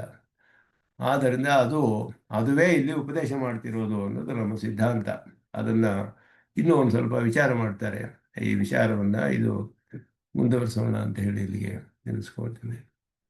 ಓಂ ಆಪ್ಯಾಯಂತು ಮಮಾಂಗಾನಿ ವಾಕ್ ಪ್ರಾಣಶ್ಚಕ್ಷುಶ್ರೋತ್ರಮಥೋ ಬಲಮಿಂದ್ರಿಯಾಣಿ ಚತುರ್ವಾಣಿ ಸರ್ವಂ ಬ್ರಹ್ಮೋಪನಿಷದಂ ಮಾಹಂ ಬ್ರಹ್ಮ ನಿರಾಕುರ್ಯಾಂ ಮಾ ಬ್ರಹ್ಮ ನಿರಾಕರೋತ್. ನಿರಾಕರಣಮಸ್ತು ಅನಿರಾಕರಣಂ ಮೇ ಅಸ್ತು. ತದಾತ್ಮನಿ ನಿರತೆ ಉಪನಿಷತ್ಸು ಧರ್ಮಾಃ ತೇ ಮಯಿ ಸಂತು ತೇ ಮಯಿ ಸಂತು. ಓಂ ಶಾಂತಿ ಶಾಂತಿ ಶಾಂತಿ. ಶ್ರೀಮತೆ ರಾಮಾನುಜಾಯ ನಮಃ. ಶ್ರೀಮತೆ ನಿಗಮಾಂತ ಮಹಾದೇಶಿಕಾಯ. ಸರ್ವಂ ಶ್ರೀಕೃಷ್ಣಾರ್ಪಣಮಸ್ತು. ಅಡಿಯನ್ ಹೆಚ್ಕೊಂಡೆ ಒಂದು ಚಾ ಅಂದ್ರೆ ನಿಮಿತ್ತ ಬಂದ್ಬಿಡತ್ತೆ ಅಂತ ಹೇಳಿ ಹೇಗ್ ನಂಬಕ್ಕಾಗತ್ತೆ? ಚ ಅನ್ನೋದು ನಿಮಿತ್ತ. ಅಲ್ಲಿ ಹೇಳ್ತಿರೋದು ಪ್ರಕೃತಿ ಅನ್ನೋದು ಉಪಾದಾನವನ್ನೇ ಹೇಳ್ತಾ ಇದ್ದಾರೆ. ಪ್ರಕೃತಿ ಅನ್ನೋದು ಉಪಾದಾನ ಕಾರಣ ತಾನೇ ಹೇಳ್ತಿರೋದಲ್ಲಿ. ಆದ್ದರಿಂದ ಉಪಾದಾನದ ಜೊತೆ ಕಾರಣತ್ವ ಇನ್ಯಾವುದು ಬರುತ್ತೆ ಅಂದ್ರೆ ನಿಮಿತ್ತ ಕಾರಣತ್ವ. Point of view is that, point of view is that ಅಂತ. ಪ್ರಕೃತಿಶ್ಚ ಅಂದ್ರೆ ಪ್ರಕೃತಿಯೂ ಅವನೇ ಅಂದ್ರೆ ನಿಮಿತ್ತ ಅನ್ನೋದು ಮೊದಲೇ ಸಿದ್ಧವಾಗಿದೆ ಅಂತ ಅರ್ಥ.